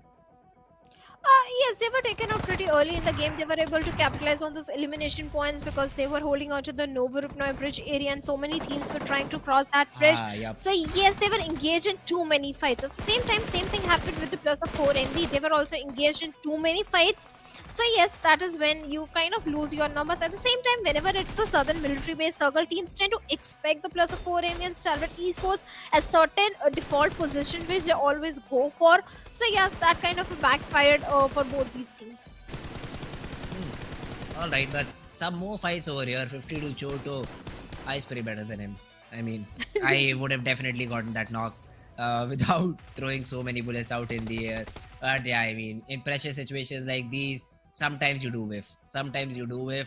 And probably these situations will go off with experience. But talking about the overall ranking, slowly and steadily, Stalwart Esports is just cementing their position on top. 4MB is also trying to chase them down, but still that gap of 26 points is not going anywhere until 4MB is able to snatch a chicken and put Stalwart down very early in the game. That is the only way I see them coming out on top, coming out on the first position. And I8, look at the number of points they have. Sitting on the 9th position should be comfortable enough. I8, they got eliminated with 0 points in this game, still somehow retain their 11th position. But a big jump, a humongous jump by Team Tough because of the chicken dinner. 6 overall ranking points is what they've got in terms of serial number, I'd say. 54 points on the 14th spot. Still cutting it out, but you'll still have to play the other 2 games remaining in your pocket. Yes, they do have two more games. So do the players of Magnus Esports, 52 Esports, 3x Esports. They also have three games remaining. So yes, there's still a chance for them to qualify. And looking at the schedule, the first game went into the favor of Quantum Race. The second one in the favor of TUF with 19 elimination. And this time we have a very aggressive map coming in. That is Sanhok, where Group C Fritz will be sitting out. So that means no 4MV, IHC Esports, Aganex I8 and 7th Element this time. Rather, Group D is joining in, so that means SKYLIGHTZ Gaming, Train to Kill, Regicide, and Magnus Esports will be playing this one. Oh, we have Magnus Esports. I already have my prediction ready. So as soon as Echo asks for it, I'll just give it out. But yeah, Sanhok as a map is going to be very, very interesting to see now. This is a map of comeback. I always say this because I just know how impactful it can be for all of these teams. This is a map where you can go all out for blood. If you want to take the early fights, they have to be taken within the first two circles. Other than that, if you try to take a fight after that, you're just doomed. You will be just shot because of the third party. You'll be shot because of maybe the fourth party. I've also seen 16 fighting it out against each other. So that is what the map of Sanhok brings into action. But now, as Echo says, it's time for prediction, Shadow. The prediction you made, I think Leo Esports, they were not Yeah. very bad. I mean, they were obviously better than what I predicted. MABETEX, who got eliminated way below 12th position, I think. So this time around, who do you think is coming out on top in the map of Sanhok? Unfortunate things happened with the players of Leo Esports. They were trying to go for the water rotation, and that is where someone struck and took down the players. And after what happened with the players of Aganex I think I'll ask my producer to predict for me. I'm not going to jinx any more team now. Hey, it's all right. It's all right. I mean, I do understand.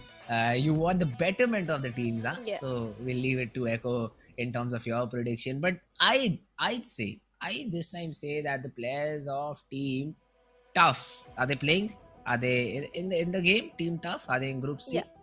We'll have to Yes. get that confirmation. But if they are, I'd go with the players of Team Tough. I'd say they got it once, they'll get it twice.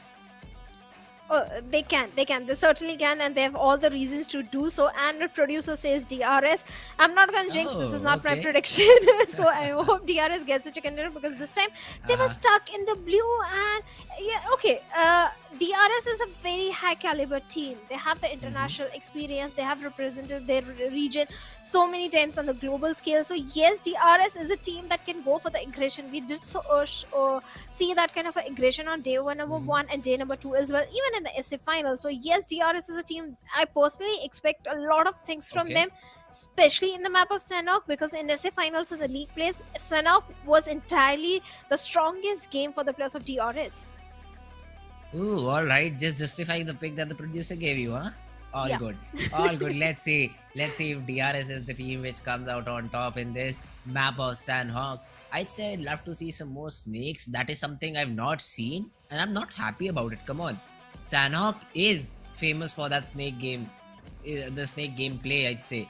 And if we do not see the exoticness that it brings out, if we do not see a lot of green clothes in the game, I'd be very, very sad. I mean, I want to see players being surprised, players being punished for walking all alone, knocks and finishes happening by the last remaining players.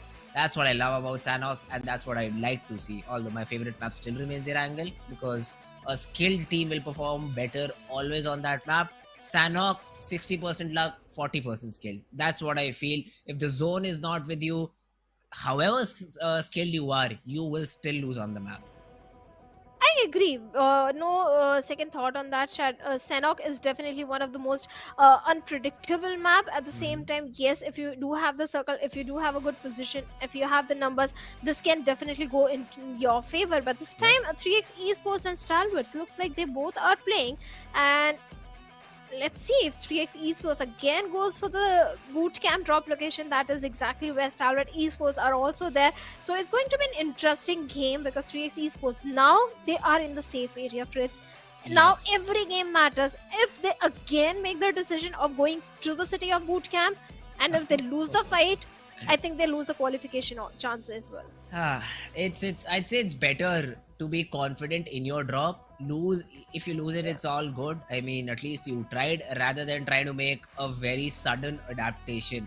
and try to drop someplace else and then get eliminated, because that will hurt you even Yeah. more, that you did not believe in your own preparation. So I'd say if you still want to go boot camp, completely fine, but then stick to your aggressive nature that you have. If you drop in boot camp, be the team that initiates the fight, be the team that initiates the momentum and that controls the momentum, and not the one who are always being suppressed because of the heavy fire that you take in. So that is something I'd like to just advise the players of 3x Esports. Obviously, they made it till here, so they definitely have the caliber. They definitely have it in them to qualify for the grand finals too. It'll be a difficult one. Map of Sanhok is of full of uncertainties, so it'll be a difficult map for them to perform on. But let's see if they're up for the job or not. Yeah, I agree. If you want to go towards the side of bootcamp, at least be more prepared. Drop in Hmm. towards the triple warehouse and then go for the first rotation, the Okay. second rotation, rather than dropping directly towards the main building. That's where the players of Stalwart Esports are. So, anyway, 3x Esports, this is a very pivotal game for them. They have to make it count. Otherwise, 3x Esports, they will be under tremendous pressure in the last game for the qualification for the grand finals. Yes, they are aware of the boot camp, and yes, they are a very strong team in the Pakistan region, but this time they're against another strong team who is at the same time so very aware of boot camp, Stalwart Esports. But this time, Paradise Resort, we don't have Illuminate crew, so I think it's going to be pretty much empty. Oh, I'd say if any of the teams have done their homework, they'd love to drop on that spot of the map, because Paradise in itself gives you great loot, and I think NB Esports is one of the teams that has realized the fact that Paradise might be empty. So let's jump right over it. They might have a little bit of a contention with the players of Team I8, but that should be fine. I mean, if it's NB Esports versus Team I8, everyone will just know that NB Esports is a little bit better in terms of 4v4 fights against Team I8. And it's not even a 4v4, because Sky is already dropped to a different location. He's nearby, but I don't think so he'll be quick enough to get in with the rotation. But on the other side, on one of the camps, we have Quantum Rage versus Team Raw officials happening. So this will be an interesting battle over here. And let's see which of the teams comes out on top. Nays already have started to be exchanged. The last time I saw this Quantum Rage, they played a very passive approach. Although it did help them eliminate the whole squad in front of them, but they did lose a player. So this time around, if they do want a clean result, let's hold together, let's play together, and stop the players of Team Raw official. That is where I'm questioning the decision of the IGL. This game is important even for the players of Raw officials. It's not like they are 100% making it into the final. So anyhow, they have to win this fight. Yes, the pressure is there. At the same time, Raw officials, I do believe in them. They do have the gunpowder. They do have the skills. Every single time, it has been a close fight against the side of Quantum Rage. But mostly, majority of the times, Quantum Rage, they reigned supreme. And right now, Yeta Uta is still keeping a close eye. The position which he's holding, yes, he can get a lot of information as his teammates are trying to loot in the compounds. At the same time, I wonder where the fourth player, oh, he's there, right there besides Claw. So yes, all the flank angles are being checked by the players of Raw officials, and Zodi with the grenade might be looking for a knock, but first they have to find exactly where the players are. Yes, a single grenade. Now he finds one more Molotov, but no waste. Raw officials, they need the loot, they need the resources. They're not looking so very strong in terms of the weaponry as well. Light weaponry on both sides. This is what happens when you try to take those early 4v4s, and that too when you drop on one of the camps. The early loot is not there, but Quantum Rage, they do suffer that early casualty. Flanky down on his knees. Although I think Yeta Uta himself has taken some shots, so he needs time to reset. He needs time to pop that first aid out. But Senior has also been spotted, and he's all alone because Tanatan is cooking a nade of his own. And if this nade connects, if this nade goes into the correct room, that could be huge. The fight finally starts. Senior is not able to get any knocks, but Tanatan on the other hand is providing with some great support. Gogu also has taken down Claw. Yeta Uta goes down to Tanatan's spray, and Quantum Rage suddenly have the upper hand in the battle. It's a 2v1, and let's see if the last remaining player of Quantum Rage is able to clutch the situation out or not. The cat and mouse game now begins. Tanatan gets nothing as the shotgun from Goku reigns supreme. Yes, they take that frag onto Flanky, but they'll get that revival onto Senior, and Quantum Rage will play as a squad of 3 in the following rounds. And this is what I was talking about. The rivalry should make you strong. It should not cost you the qualification. And Raw officials, they were also in the danger area. But I'm so happy that 3x Esports, this time they're not in the city of boot camp. They do realize the gravity of the situation. And now they are in a safe spot. 4MB is not in the picture. So 3x Esports headed towards the side of Painan. Good decision, and now they can start picking up fight with the players of Stalwart Esports if they want to, because now they have good weaponry in their hands. Raw officials, I don't know which position they are going to be in after that, and TUF on the other side, they they are still fighting with tooth and nail. Yes, they do have a good position inside the circle, but they need to be careful of the sudden rotation that might be coming from the side of MABETEX Esports, because MABETEX, well, they are also lurking nearby. Let's see. Team Tough, it's a very weird 2-1-1 split that they are in right now. But considering that already Riddler and Demotivator have the ridge on the northern part, they've already cleared out that there is no one inside these buildings, so it'll be safe for you to loot. So that's just, I think, the proper plays have been made by the players of Team Tough, and the protocols are in place. They're making sure that they follow it and have the easy access to loot. Although Riddler does not have good loot, I'd say level 1 helmet, even Demotivator is rocking a level 1 helmet. At least he has the vest to support him if he tries to take those entries. In the region of Query, though, we do have an airdrop coming in, and that's a very important weapon. MK14 goes on auto and it just goes brrr and is able to take down a lot of players. Level 3 kit will also help any team that decides to go and get that drop. Stalwart quite near to the drop. Even Leo Esports, I also have I8 in my eyesight. Reggie side too.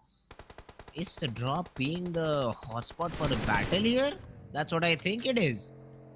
Oh, it is. It is. Liquid has been picked up by the players of Reggie's side. Even the players of Reggie's side are under tremendous pressure, because they are sitting right at the bottom under 20th spot with only few points in their favor. So Reggie's side, it's a do or die situation for them. Either go all YOLO, go all gun blazing, or maybe what's gonna happen? You're anyway not qualifying for the finals. But hey, if you get a chicken dinner, if you get high frags, maybe you can qualify. But right now, SKYLIGHTZ Gaming, AJ is in a very tricky spot. Yes, he has managed to take down Sandesh over there, but with a DBS in his hands, can he do a 1v3? He takes down Jane as well, but now he falls down. And with that, SKYLIGHTZ Gaming, they also bit by Fritz on the 15th spot. They were sitting on the 19th spot with 41 Yes. points in the overall ranking. This game was so important for the players of SKYLIGHTZ Gaming. Yes, they do have few games remaining, but still, SKYLIGHTZ Gaming, they have to make every single game count. That was not just their elimination from the map, but from the tournament, is what I feel. You cannot come back after a defeat like that. First of all, it'll hit your mental quite a bit. Plus, anyways, you're not performing, so we cannot expect a miracle to happen in an instance. So yeah, I mean, SKYLIGHTZ, they find themselves with the back against the wall, and that should be it. I mean, SKYLIGHTZ should learn from the mistakes that they made, and that's the best they can hope for. Leo Esports, though, on the other hand, Sussex is trying to spot the players of Team Stalwart Esports, but it's the other way around, because Stalwart is getting those knocks. Haitami has also been taken care of, and now it's all down to Sussex. He delivers some shots, but Action with a great peek is able to take care of Team Leo, and that's the second or maybe the third team being eliminated out of the game. And with the circle shifting heavily on the eastern side, MABETEX Esports, they are going to find themselves in a very good spot. Yes, Magnus Esports, on the other hand, they are fighting with the blue. They're close to 600 meters away from the circle. But again, a fish in battle situation for the plus of 15. Esports trying to make a swim with Chota on a sliver of HP, or maybe he's still bleeding out. Comeback also on a sliver of HP. 52 Esports, they have to be so very cautious. And T2K, they are aware there is a team present, and sooner or later they are going to spot the players of 52 Esports. But Noki of Reggie's side falls to his own knock. Oh, I really hope some opponent team is not present nearby, otherwise maybe he is going to be a dead man soon. Oh, that's 52 Esports again against the shore. I never understood using water rotations in the map of Sanhok. 52 Esports try to do something similar and are being punished. Yes, they'll be able to get the revival, but their rotations have been delayed by quite a bit, and T2K want to end this fight here and now. They know for 52 Esports to come on top of this ridge is not going to be easy at all. So T2K just wants to, I think, have the information maybe. Rig just wants to have some information about the player's position and then just falls back. Yeah, that's about it. They also need to respect the zone because the Sanhok zone could be very cruel. You'd say that the first three zones are relatively equally distributed around the map, but the fourth zone, the hard shift that comes in with the fourth zone, the circumference that reduces very drastically, and that has harmed a lot of teams more than it has benefited to any other. So you'll need to be very, very careful on how you play around the zones in the map of Sanhok. And let's see, Magnus, another team which did not respect the play zone and will now have to take some damage. A lot of rotations are coming from the complete northern eastern front. That is where Magnus Esports, NB Esports, T2K 52 Esports, they all are there. And T2K, well, they are placed perfectly to gatekeep all these three remaining teams who are fighting with the blue, especially the players of Magnus Esports and NB Esports. They do have an upper hand in terms of the territory or the position which they are having, especially Mondo Boy. He's keeping a close eye onto the players of Magnus, but the vehicle will rescue the players of Magnus Esports. On the other hand, talking about other teams, MABETEX Esports, was your pick Magnus Esports, Fritz? Because looks like this is a game to lose, considering what the position they are having right now in the circle. Nah, it was Team Tough. I went with Team Tough, and I do not see them in the map, and I do not see them in the field, because of which I'm super happy. Because we only cover fights, and them not being in fights will mean only one thing, that they'll survive. But DRS this time around, this is the cave area. I know this because I love to drop on docks, and this would have been my go-to rotation if I wanted to go towards the main island. And this hole is hole of death. Hussein just jumps down and now has just one area of exit, and he'll just play for position points. Even Zarbaf is trying to do the same, but he gets taken care of by Killer YT. And that should be the end. That should be the end for the side of Team 3x Esports. Only Hussein survives. He'll come out on the other side of this cave and probably be a dead man too, because I think DRS, they have that information that someone escaped, and the only escape route this leads to is the water.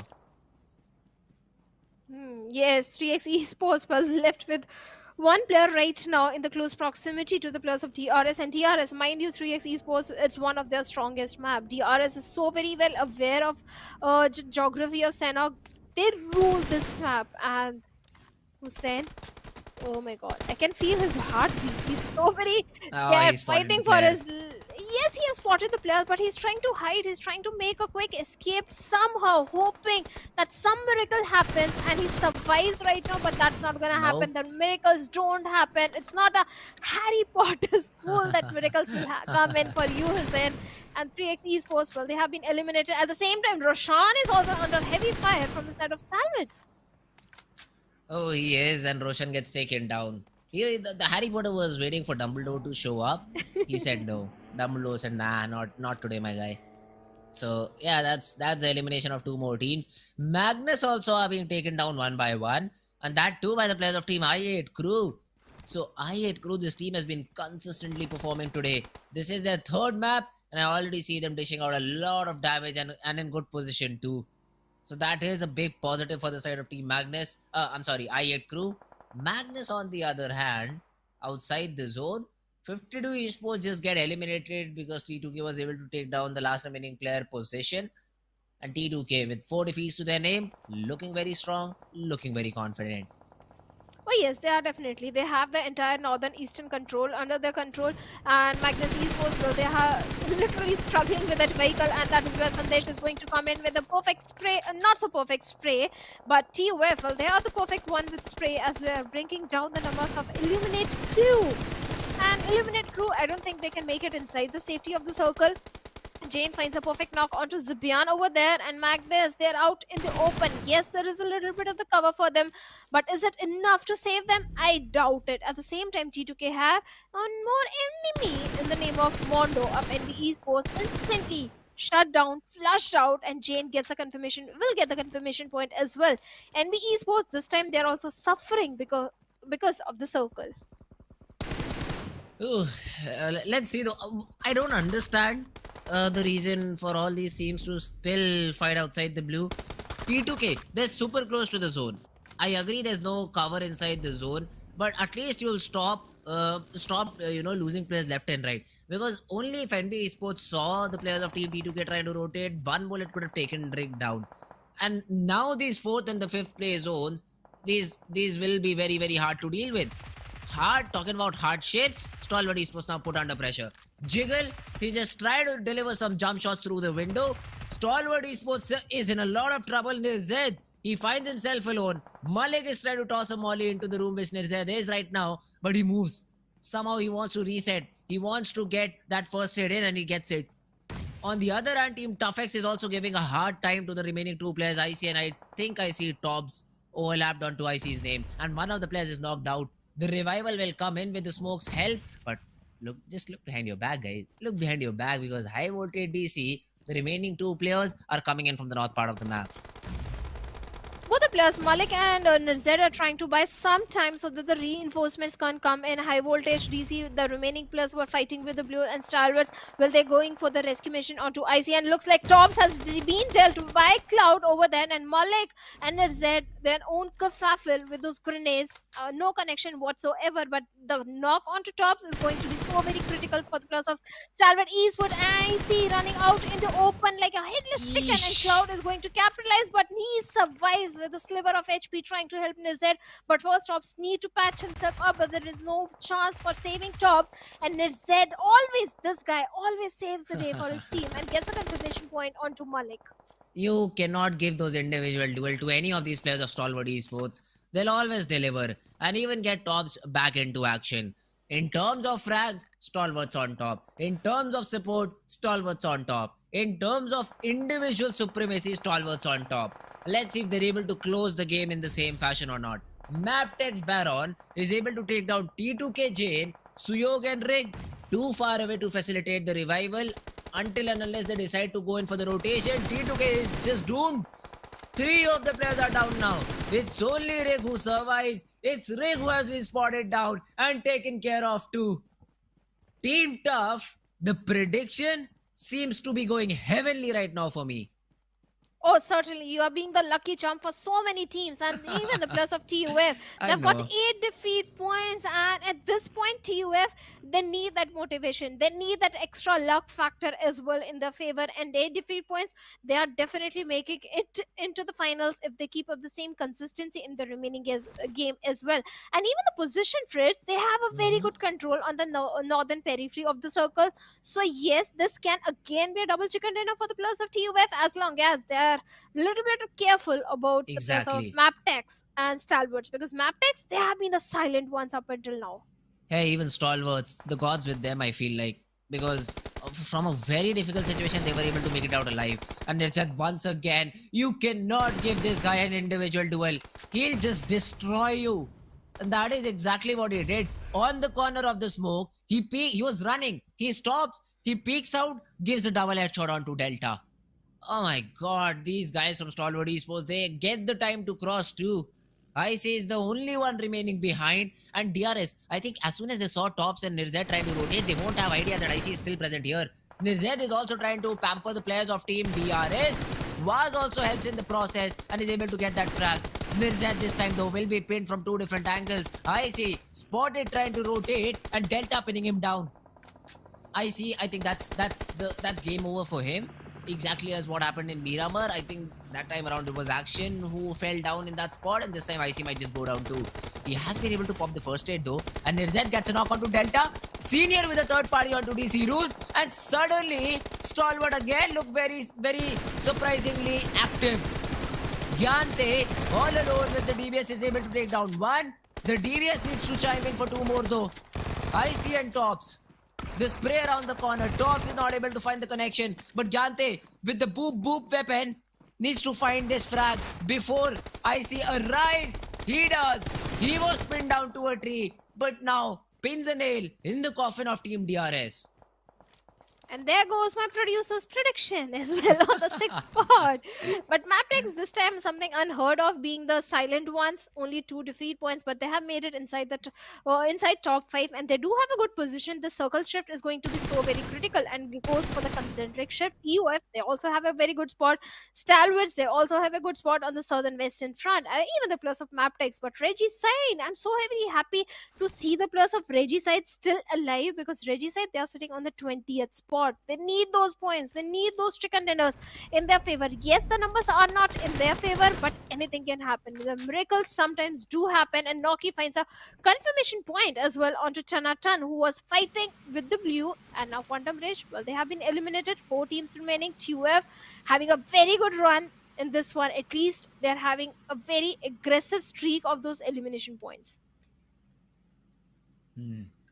A podcast moment, right, Shadow? Yeah. In the game? Yes. I mean, all these teams super far away from each other. No more fights to happen until the zone closes and until the zone forces all these teams to fight it out. Stalwart, they have an uphill climb against the players of Team Tough. DRS previously found themselves in a spot like this, in a 4v3 against Stalwart Esports, and we exactly saw what happened. They did not even falter a player. And now the same situation is again with the players of Team Tough. Let's see Stalwart Esports if they're able to do exactly what they did against their previous opponents. Regicide, though, this team played a crucial role in the fall of DRS because there was a third party happening, and hopefully they do the same this time around. I mean, Tobbs has been tagged up quite a bit. Even Nirzed has been spotted down, and a lot of HP has been taken off of him. Tobbs, he falls. The acid is raining fire over here. Let's see if Team Tough closes the door onto the face of Stalwart Esports. Ah, that's a good phrase. TUF, they're raining acid onto the opponent teams and killing them through that sulfuric acid. Yeah, definitely that is working for them. But right now, Stalwart Esports, perfect grenade right on the face of Imad over there, takes him down. And now TUF, they have to do something. Demotivates with it. Info16 is trying to pin down IC, stopping him from getting the confirmation point onto Imad. TUF, they need the numbers if they want to go for the chicken dinner, but they also get a confirmation onto top. So Stalwart Esports left with only 2 players, and the position has been compromised. Demotivates, his position is so critical as the blue is catching up. Stalwart Esports, they come out in the open, and instead makes a mistake of his life. Yes, the desperate situation was there to move inside the circle, but finally the blue comes in, and TUF also chimes in, and Stalwarts, well, they have been eliminated after a very aggressive game of 12 eliminations. But Tough, they lost a player, and even Riddler is down on the ground. So MABETEX, eventually they are the ones who are on top. H2SO4 does not expect a player so close, and it's all down to demotivate. Nades are also being thrown in. Vaz, though, he distracts the players of Team MABETEX a little bit. The knock onto Vaz will give a little bit of a breathing room, but it does not, because MABETEX, they eliminate Team Regicide. Volley, the person up front, gets taken care of. The other 2 players are a little bit far away. The nades, though, is what will hurt the players of Team Tough in the situation. Kaise, another one being thrown, and this should be the end. This should be the end for Team Tough, and it is a winner chicken dinner snatched by the players of Team MABETEX. And what a victory for them. Team TUF, yes, back-to-back 2 chicken dinners for this team. Much needed chicken dinners, and the Pakistan domination, the aggression which we always talk about is finally there. But MABETEX Esports are the one getting the chicken dinner with 7 eliminations, and now they're sitting on the 2nd spot with 17 points.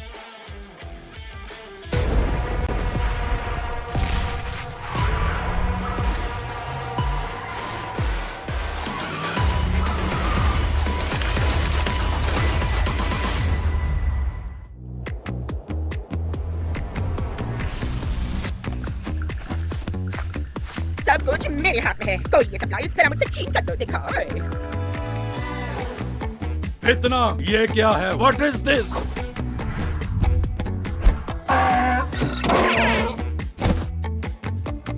इस बार मैं नहीं हारूंगी हाँ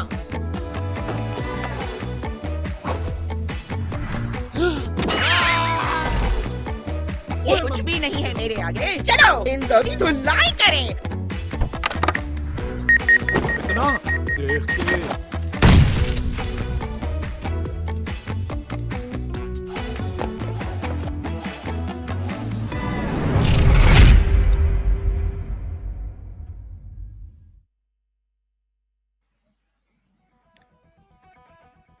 Well, the race for the top 16 is definitely there. At the same time, the Yep. race for the top spot is also there, where MABETEX Esports have managed to come on the second spot, but still the point difference is way too much because this game against Stalwart Esports, they got too many elimination points. So MABETEX, they are sitting on the second spot, but TUF, well, they were raining death and destruction in this one, Fritz.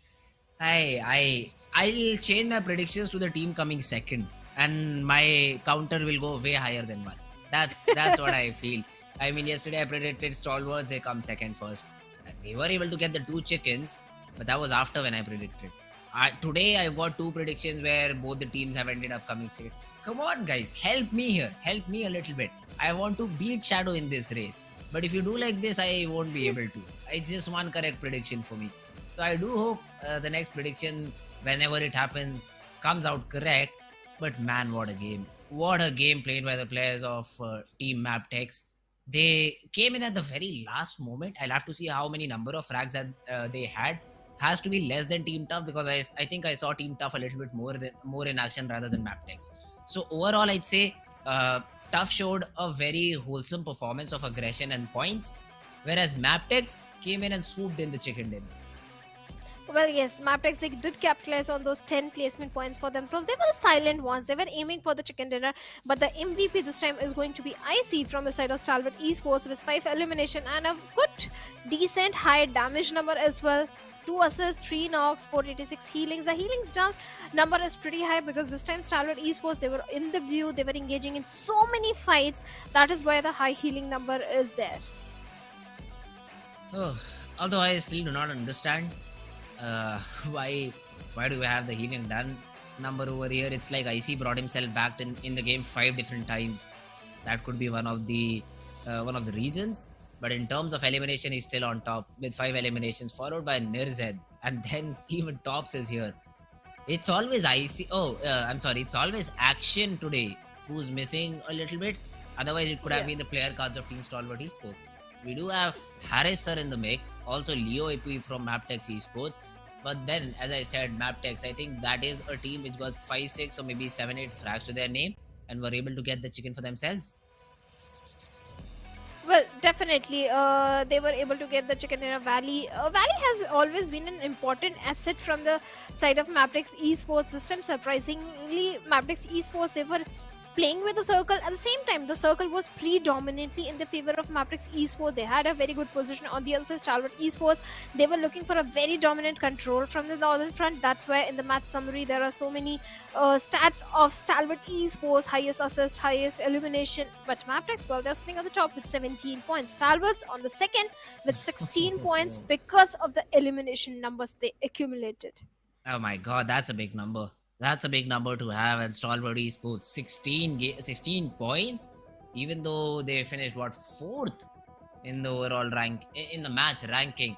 That's a good number to achieve. This will help them retain their first spot. And 4MB sat out this game, so they'll have that advantage. They'll have that 1 game advantage, and they'll have the target to beat against Team Stalwart Esports. But I don't think so that will really matter because the lead, it is just getting huge and humongous, I'd say. The early battle between Corner Bridge and Raw Official just went one way, where Raw Official were completely annihilated. The annihilation also came in for the players of SKYLIGHTZ Gaming, 3x. This team, as we say in Hindi, bhaga bhaga ke mara. They were being said, you run and we'll kill you, because when you're sitting ducks, it's no fun fragging you out. You need to swim, you need to run, you need to try and get away before we eliminate you. So that was a very interesting way to eliminate the whole squad in front of them. But if we talk about the overall ranking, 4MB, they dropped a little bit considering they did not play a game. It's all good, it's all okay. Stalwart Esports though, 163 points. They still have a game to play. So realistically, the 200 mark, hey, I know 37 points from 1 game is not possible. 27 frags is a lot to ask. But if someone can do it, it's Stalwart Esports. Yeah, elimination plus 10 placement points, maybe they can. But the chances are slim. Considering Stalwart also, the chances are slim. But this time, the 3 teams sitting on the 17, 18, and 19 and 20th spot, they were taken out pretty early in the game, barring Trigi side. So yes, 3x Esports, 2 games remaining for them. SKYLIGHTZ, 2 games remaining, but for Raw officials, only 1 game remains.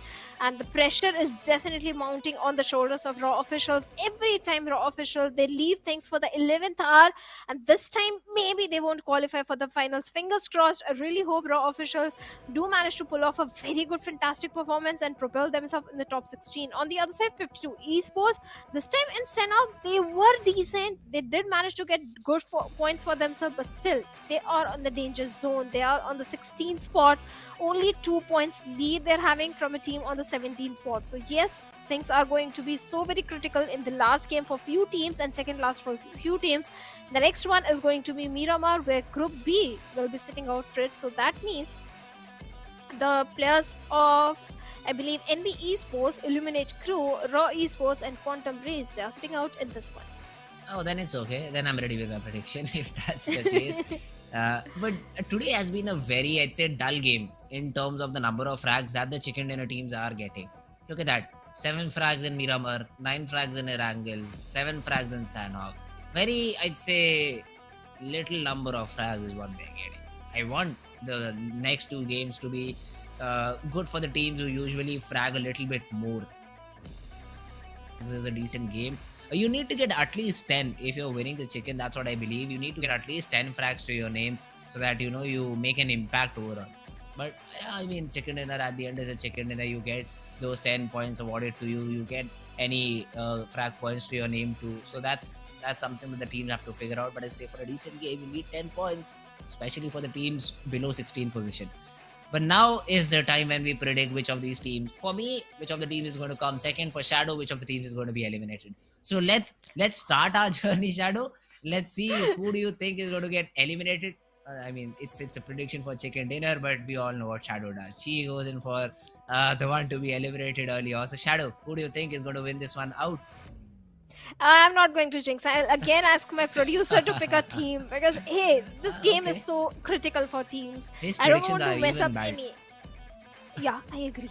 I agree. So I'll ask him to predict a team. Still, all right. So we'll see what Echo has in mind for Shadow. But as I said, I was ready. Stalwart Esports, eyes closed, no problem. I think Erangel is their bread and butter map.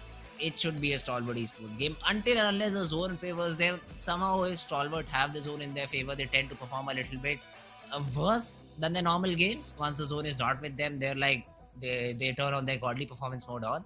So I hope we do not see a military base circle, and then Stalwart Esports should be fine. They should be the ones coming out on top, and Echo also thinks the same.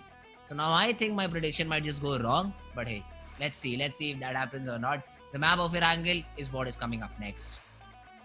Oh, sorry. I think Stalwart Esports are going to be pretty fine this time because yeah, little bit of the jinx factor is there. At the same time, they do have the luck factor of yours as well. So Stalwart Esports are going to fare off really well because considering they do have a very good momentum and a good buffer as well.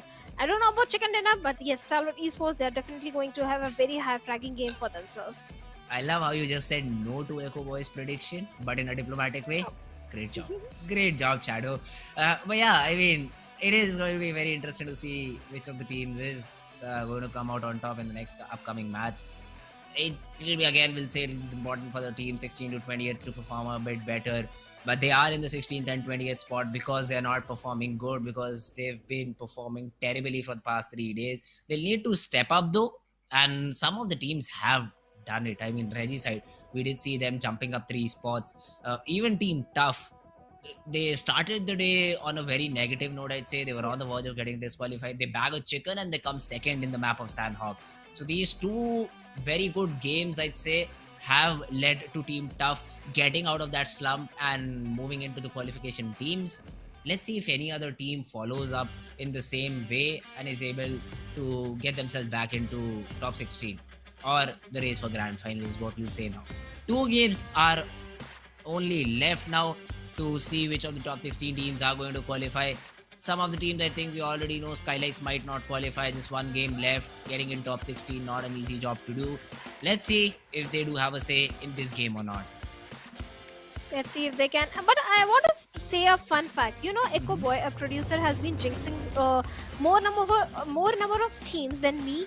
In the SA finals, every game he was predicting 4 MV. And you all know what happened with the 4MB in the SA finals. They were on the top in the league place, and suddenly they were nowhere to be seen. So he's the one to be blamed, Uh-huh. not me. Okay, okay. I mean, that's just putting the blame on some other person. But all right, it's okay. It is a part and parcel thing that happens over here. But talking about the plane path, now this is what I like about Miramar. You give such a weird plane path that all of these teams, all of these players are in awe. What to do now? It's a very eastern plane path. Majority of the cities are out of your reach. Reaching Pecado will take a lot of time. Reaching Power Grid, San Martin, Hacienda. Oof, it's a nightmare for all these teams. For teams that usually dropped in Puerto Pariso and Impala, a great plane path. Even Campo Militar is reachable, and Campo Militar, believe me, has some decent loot present in the city. Plus, it's super easy to loot that city. No long buildings, no big buildings. I mean, there are a few, but still, you can loot that area very, very quickly. So I won't be surprised if we see some teams heading towards that direction. Tierra Bronca is also a city where you get basic loot, I'd say, level 2 helmet, level 2 S and a weapon to play with. But Campo Militar, a very great city. Torre Ahmuda, the neighboring city, should also have a good, decent loot. But the play zone, it is a central one this time, till a little bit focused towards the western side. But yeah, it is centering around Picado, so it should not be difficult for most of the teams to rotate inside the first zone. Well, enemy esports are going to be happy that they are sitting this one out because their drop location is El Pozo and the flight path was definitely not favoring them. But looks like even some other team towards the side of Los Leones are suffering heavy casualty with the plus of 52 esports. Well, they lost on to Choto. Choto has been a tremendous addition into the squad of 52 esports. The way he was able to perform on the second day, he was really bringing on those openings and the initial frags for his team. But this time, he has been taken out pretty early in the game because so many squads dropped in the city of Los Leones. Talking about 3x esports, well, they are in the danger zone and they managed to get one defeat point for themselves. Looks like they drew the first blood, but now they have to keep up the consistency. They have to survive till the top 5. If not top 5, at least have to get good elimination points for themselves because not too many games remain for 3x esports. And talking about this particular player, Cairo, he has been such an important addition in the lineup. I remember in PMPL fall 2022 where 3x esports was playing, Cairo was able to pull off such great clutches. He was able to perform so good. I was impressed. Fixes was with me casting that Mhm. event, and we both were so very impressed by the performance of Cairo from the side of 3x Esports. But this time, 3x Esports, they're completely missing. It seems like this is not the same 3x Esports. Is it the pressure of the presence of teams of other region or the pressure of qualification for the finals? Yes, I do understand that you feel more confident in your own region, but at the same time you have to thrive under the pressure. If you start crumbling, look at the bigger picture. You have to compete for the global stage. You have to represent your country on the global stage, so you have to thrive under pressure. Talking about thriving under pressure, that is something that Stalwart Esports has done phenomenally in the past few games. I'll always remember that previous game of Sanhok, where they were being pinched by two different teams, but still they were able to isolate those fights and win both of them, and that led them to get a good number of frags. So that is something that we'll have to see in this game of Miramar, since both of our predictions is Stalwart Esports. They've gone towards the city of San Martin. This is an interesting page over here. Live location of the team that have dropped in. So on the basis of this, I do see Leo Esports and 4MV in Chumasera. So that is a battle I'd like to see. Loss. Okay, Chumasera is also being capitalized by 52 Esports. Ooh, a Mexican standoff. Let's jump right into action then. I hope these teams fight it out very soon, so that probably it will be 52 esports who will be biting the dust, because that is the team which has the lowest points, I think, between the three. So it'll be interesting to see which team comes in and tries to get into that battle. Well, 52 esports already lost one player, so yes, the numbers are not in their favor, the odds are not in their favor. So let's hope they manage to go towards the drop location and not engage in a fight with the players of 4MV, because engaging in a fight at such an early stage in the game is not going to benefit the players of 52 at all. Especially they want to keep up the consistency. On the other side, talking about a team towards the northern front are the players of DRS in the city in Hacienda. the house of the boss. At the same time, we have the players of Seventh Element trying to come from the northern front. Then we have Stalwart Esports also in the close proximity in the Saint Martin. But yes, DRS are aware about the players of Stalwarts, because Stalwarts always goes for Saint Martin drop. But are they aware about the position of seventh element? That is what I'm thinking. If they're not aware, if they're not careful, maybe the plus of seventh element can capitalize, because hey, seventh element, they are showing aggression. Yes, day one they were struggling, day number two they were decent, but day number three they started picking themselves up, and day number four they're looking more strong. So yes, they won't be shying away from the fight. So DRS, they need to be careful. At the same time, Agonix I8 looks like they were trying to pepper few bullets in the direction of Magnus. Magnus, let's see. Let's see if Magnus is hurt by that or not. Oh, after such a long time, I do see all the 4 players of Team Aegon X8 alive. Because other than this, we've seen them playing with 2 or 3 players after the first few minutes of the game. But this time around, all of the players surviving, all of the players staying alive, a good sign for all the I8 fans out there. 4MV still around the region of Chumasera did not leave the city. Why to do? I mean, the zone is still supporting you. It is still also centering around the region of Pecado, where we do see Leo Esports and even Team HVDC maybe fight it out. Haidami, Liquid, Malik, Jiggle, these are the 4 players from 2 different teams who will have a say in this battle. But the good thing for Highvoltage is, even if they get knocked out, there is realistically no way for Team Leo to somehow get up top this mountain without a vehicle. And Highvoltage won't allow that to happen. So let's see, Liquid tries to come in, tries to jump in with a buggy, stops to his death. He shouldn't have, he should just have jumped out with the buggy. And Jiggle, he will punish Liquid because of that mistake.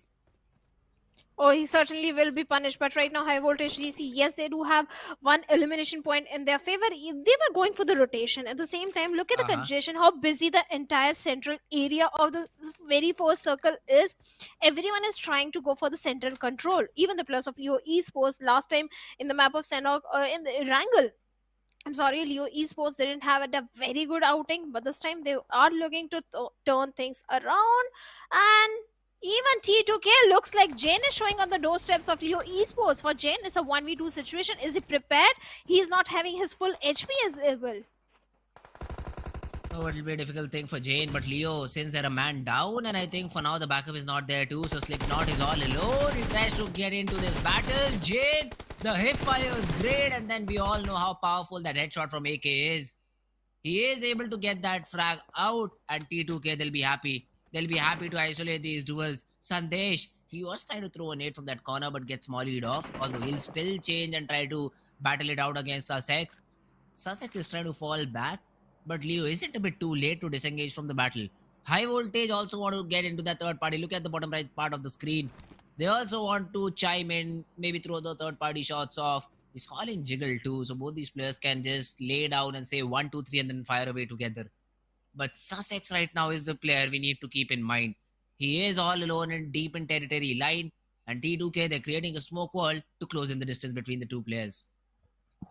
Oh, definitely. Sus is in a lot of peril. Haidami, even if he tries, he won't be able to provide the necessary backup support that Sus needs in this situation. Yes, Haidami is doing the right thing, hiding over there, because a 2v4 situation against the players of T2K is not going to help Leo Esports right now. They have to survive, and they're fighting for the survival. And Sus is trying to buy some time, but these open concretes are never a good position to hold on to. The Molotovs are being flung over towards the side of Sus. He takes a jump. Can he take down one player from the backlines? He comes and takes Sandesh with an M416.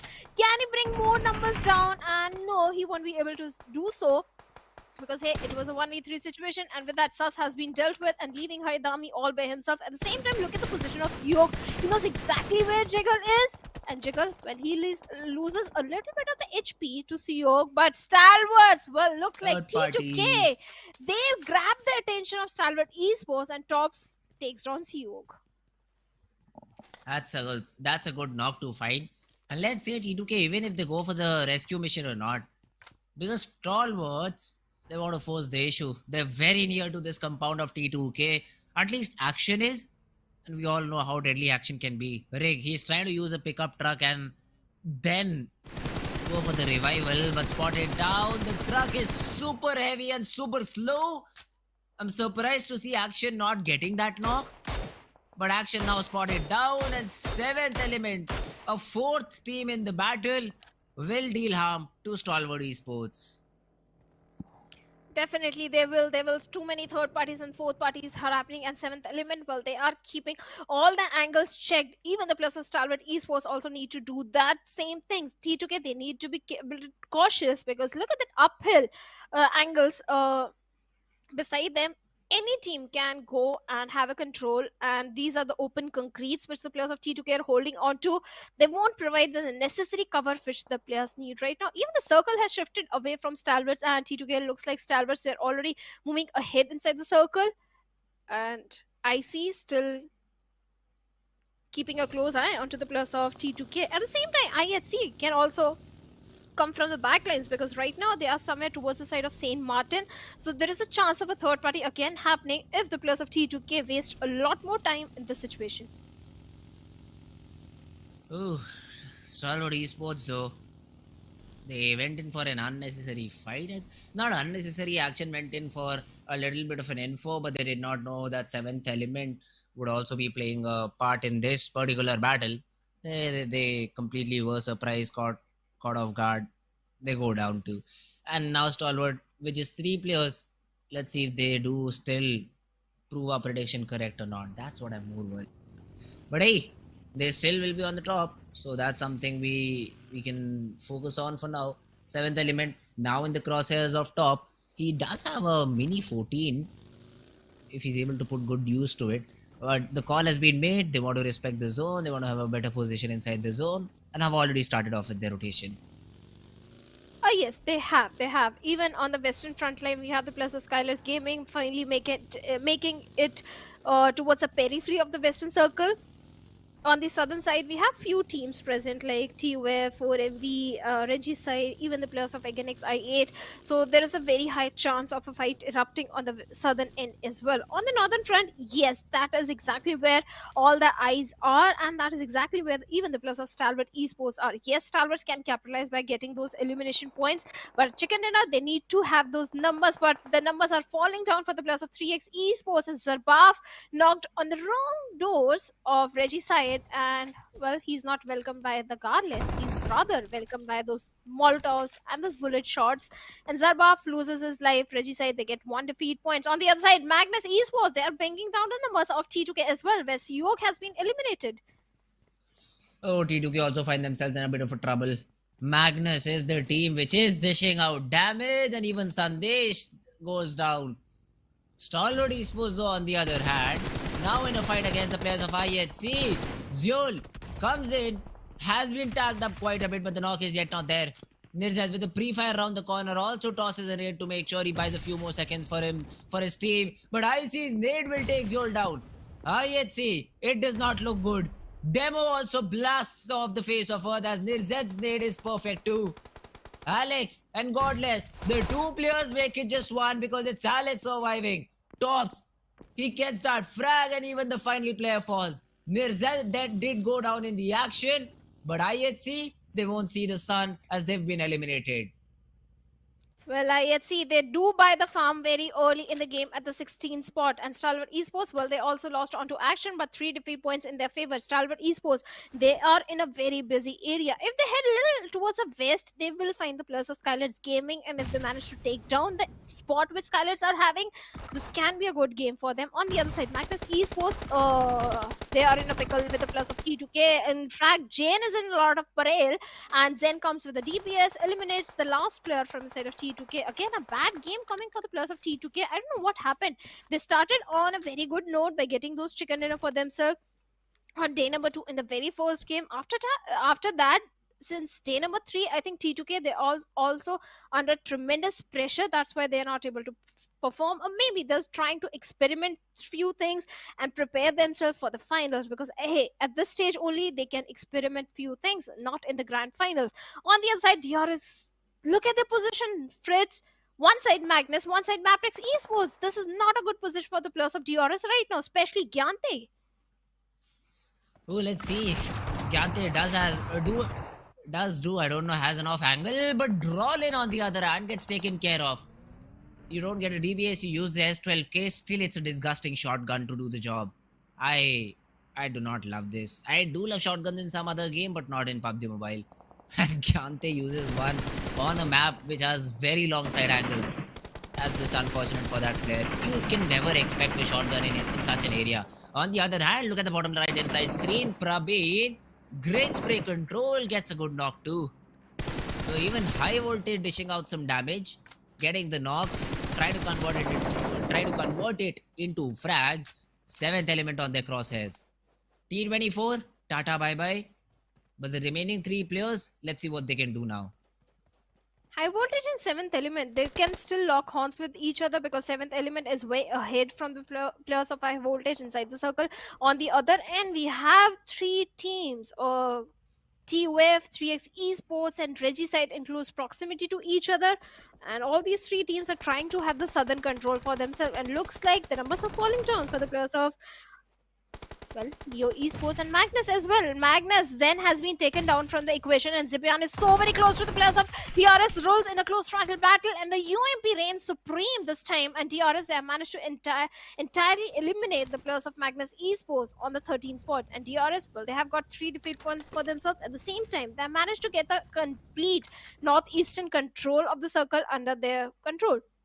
Seventh element and high voltage, like I was saying, they're in such close proximity. Seventh element, they do have a good compound to their name. Yes, they do have the hard covers. On the other side, high voltage, they have to rely on those terrains, and they have to be a bit cautious because DRS are also in the close proximity. Now this is the fourth zone, so you really need to consider third parties. And high voltage, I think they're disrespecting that fact. Jiggle, he's all out. He just wants to go in and take this battle. Let's see if he gets gifted a frag over here, or do DRS realize this and see a person lying all alone in the grass and tries to take that frag. The smokes are blocking the vision for 7th element right now, so no information for 7th element how many players have creeped in. It is the whole squad of Team HVDC. The damage has been dealt onto Cloud, so no more light-headed Cloud. You need to respect it, you need to reset. Even Jiggle needs to get himself a first aid here.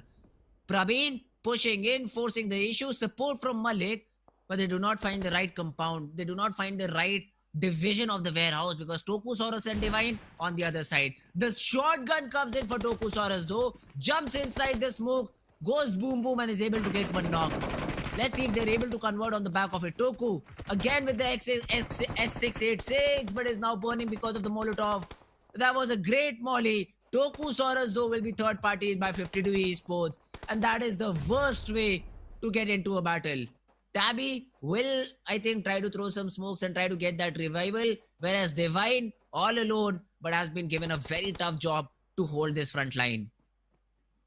He has to hold, he has to buy some time as Tokusaurus is being revived at this point. And high voltage DC, they have all the 4 players alive. Yes, 52 and Stalwarts are in the close proximity. At the same time, they have 26 seconds on the clock. That is when the blue will start closing in, and both these teams will be in a lot of pressure. And high voltage DC, Cloud with that Scar is trying to find some opening connection onto the plus of 7th element. 7th element, they have been pushed back to the other building. At the same time, Stalwart Esports, they also want a piece of cake in this fight. But high voltage, they won't be providing any of it to the plus of Stalwart for now. 4MV Dog on the other side finds a perfect knock onto the players of MABETEX Esports. And MABETEX, well, they were trying to have this central control for themselves, Fritz. And looks like the central control is being denied by the players of 4MV. But for now, a kind of stalemate situation between 7th element and high voltage. But look at the time, not too much time left. I'm sorry, it's 2 minutes and 8 seconds still remaining when the blue will start closing in. And high voltage, Malik makes an aggressive push towards 7th element, takes on 2 players, instantly gets the confirmation onto Tokusaurus as well. With only 1 player remaining, high voltage, 7th element is way too much to deal for Divine. And with that, 7th element, they have been wiped out from the lobby, and 11 teams still remaining with 5 defeat points for the players of high voltage. High voltage, easy wipe for them. They knew that they've completely pinned down the players of 7th element to 1 compound. It all fell down to the individual duels, and all of them were won. A 1v4 for the last remaining player of 7th element does not go in his favor. But now 3x being tested. Chimero, let's see if he's up for the job or not. Avenger and Vaz, the 2 players who are trying to invade this compound because Noki is already down. Noki is knocked out. So Vaz and Avenger, they first of all should focus on the revival rather than going for the push. And Nokia has found himself a cheeky corner to survive in. But Chimero is already going in for the flank. And Vaz, let's see, is cooking a nade. Will he be able to get that knock? No. But he spots the player down. The shots, they do connect for Vaz, and Hussein is down on the ground. Avenger spots Huzafa too. The nade is there to flush him off that angle. And now both these teams try to reset. Noki still waiting for the revival. The door needs to be opened on Noki, but no, Chimero will get that frag first. Reggie's side, they're looking for this battle, but even Team Tough wants to have a piece of it. They are also here for the third party. Hussein is down, will be confirmed by Vaz. A 2v2 inside the house and two different players outside standing and knocking on the doors of both these teams. Huzafa, he gets naded out. H2SO4, great nade. And Chimero for 3x left all alone. Reggie said 3x Esports, they were sitting on the 17th and the 18th spot. This fight is so very crucial for both the teams. They have to survive, but Hassan gets a knock onto Cloud, and Nima gets a confirmation points through those grenades, through those explosives. The entirety of 3x Esports, well, they have been eliminated, and SKYLIGHTZ Gaming finally doing a perfect third or the fourth party. I don't know which party in this situation, but Reggie said they have to be careful. They were also making too much noise. TUF, well, they are in the safe spot in the overall standings, but for Reggie side, this game matters a lot. On the other side, Stalwart Esports trying to find the players of 52 Esports, and looks like even 52 Esports are not able to stand taller. Hassan is the only man standing, not for a very long time. And Stalwart, well, their aggression, we know, their firepower, we know, and they have grabbed more elimination points for themselves. 9 teams remain, 30 players alive, and already the zone has started to shrink in. There is a big compound that still lies inside the zone, so that could be a place for all these teams to rotate towards. 108-meter run is what the side of Team HVDC have to make, I think. But okay, no, HVDC are already in battle with DRS, not for long because HVDC have been put to rest. Gyante with the final frag onto Jiggle, and that's about it. 4MV this time around against I8. Apex cooking a nade. Doc trying to support his teammate, and Reviews will also be in a little bit of a trouble. Let's see Apex if he's able to deliver anything from this spot. 4M, we have all of their 4 players surviving, so that's a very good thing for them. Doc trying to dodge all the nades being thrown at him, but from behind you also have the player of Team Tough. That is gonna be demotivate, sir. So you need to be careful if you're Team 4MV. Aegon XI8. This is the battle you need to take to get inside the zone. So let's see how does this battle pan out. Reviews has been taken care of by Aiku. The shotgun comes out. The DBS gets one, and the kill will be confirmed onto Ghost. Blade will be put in a 1v1 against the DBS. You do not have good odds. And Apex shuts him down too. 4MV, yes, they did lose a player and might just lose the second one too because Aiku still survives. He turns around, gives another knock onto the player of 4MV. MABETEX also joining into the battle, I think. They want to take some third-party shots. Reviews will be taken care of by IQ. And 4MV, they were in a good spot for no longer though because it's only 2 players I see on my screen. Well, with too many fights happening on the southern, and the teams on the northern part of the circle are going to be pretty comfortable for now. They have made it inside top 6. Stalwart Esports, DRS, even the plus of MABETEX Esports are feeling way too comfortable for now in this circle. But the next circle shift is going to be so very detrimental for all these teams. DRS 7 defeat points, a good game finally coming from the side of DRS, and let's hope if they can get a chicken dinner. But Stalwart Esports can be that ugly thorn if they go a little southwards. Then MABETEX Esports will welcome the players. On the other side, talking about TUF, not a good position they are in. Yes, the little bit of the dips are there, but one side MABETEX on the uphill, on the side we have the players of SKYLIGHTZ Gaming. So yeah, TUF not in a good position right now. At the same time, Baron spots one player, H2SO4 over there, instantly shuts him down, and looks like this is going to be a flush for the players of TUF. MABETEX Esports not going to stop. Every time MABETEX Esports, this time they are eyeing for the chicken dinner. They're not engaging in too many fight spreads. This is showcasing that yes, MABETEX Esports is eyeing for the top spot in the overall standings, but Stalwart Esports are still in the picture, and Stalwarts, they are accumulating the elimination points as well. Ooh. The 3 players, they do still survive, but the zone is going to be a matter of concern for them. And DRS, as soon as IC starts to rotate, they show their face and are able to get that knock onto IC. There has to be a revival here because their Z has a smoke in his hand and is about to deploy it, or maybe it's not even needed because they have some cover. Okay, it gets thrown anyway. So the smoke will pop, the revival will be there. Still, I do fear for them. I mean, the zone is something which is a little bit far away, and even 20 to 30 meters makes a lot of difference. And on their back tails is going to be SKYLIGHTZ Gaming trying to take them down from behind. At least they've got 6 frags and are in top 6, so they won't be very disturbed if they're eliminated here in the game. But let's see what Team Stalwart has to show us. 2 of their players are already, I think, inside, and now are battling against a team. Tops, he is trying to find a weapon for him because I think his UMP just has 30 to 40 ammo left, and that is what he does not want in this particular half. But MABETEX, having a good area, but are now being challenged by 2 different teams. The first one is going to be the side of, I think, DRS. Stalwart Esports, though, they also get a knock from very far away. Okay, no, it's not DRS, it's 4MV. But MABETEX, since they've lost a player, now have lost the edge in this battle. 4MV breaching into the compounds of MABETEX Esports, and can MABETEX defend the compound? If they can definitely go for a little higher position, but Leo has been taken down by Apex with a DBS right on his face, and now MABETEX Esports with only 2 players remaining.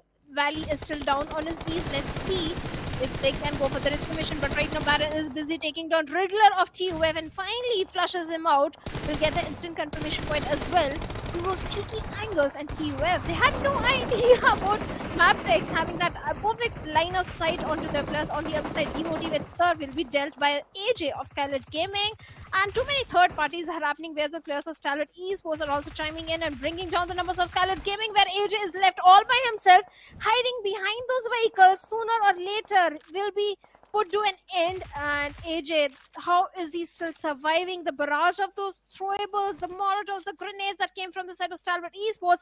Still he's surviving and breathing, and Stalwart Esports, they need to be a bit cautious of his position. At the same time, TUF, the last player, still hiding, and Nized with a perfect grenade right on the face of AJ, and SKYLIGHTZ, after getting 4 elimination, bids bye-bye from the lobby. 5 teams, 13 players still remaining. And Stalwarts, they're a hungry bunch of lads for this elimination points. Oh, they are. But they're being pinned down right now by DRS, who themselves have to move inside the zone. So Stalwart will have a hard time dealing with the squad of DRS. 4MV though finally pushing for the players of Team MABETEX. And Kese taken down, but the counter nade is good, and then the molly to finish the player off too, I think. Doc will even survive.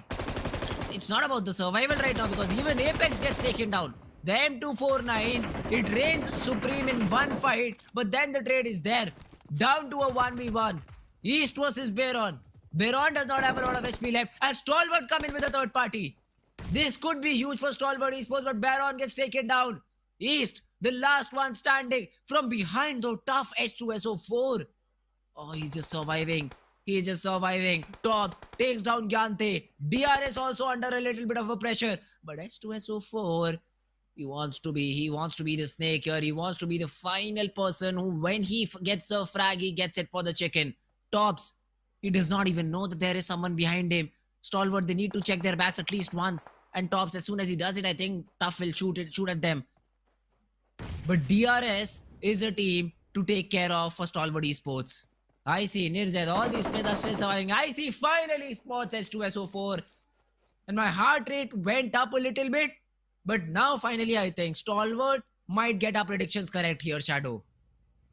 Oh yes, definitely Stalwarts can get this one in their pockets again. But DRS, well, Rules is ready with a grenade, and they know from where exactly the players of Stalwart Esports are coming in.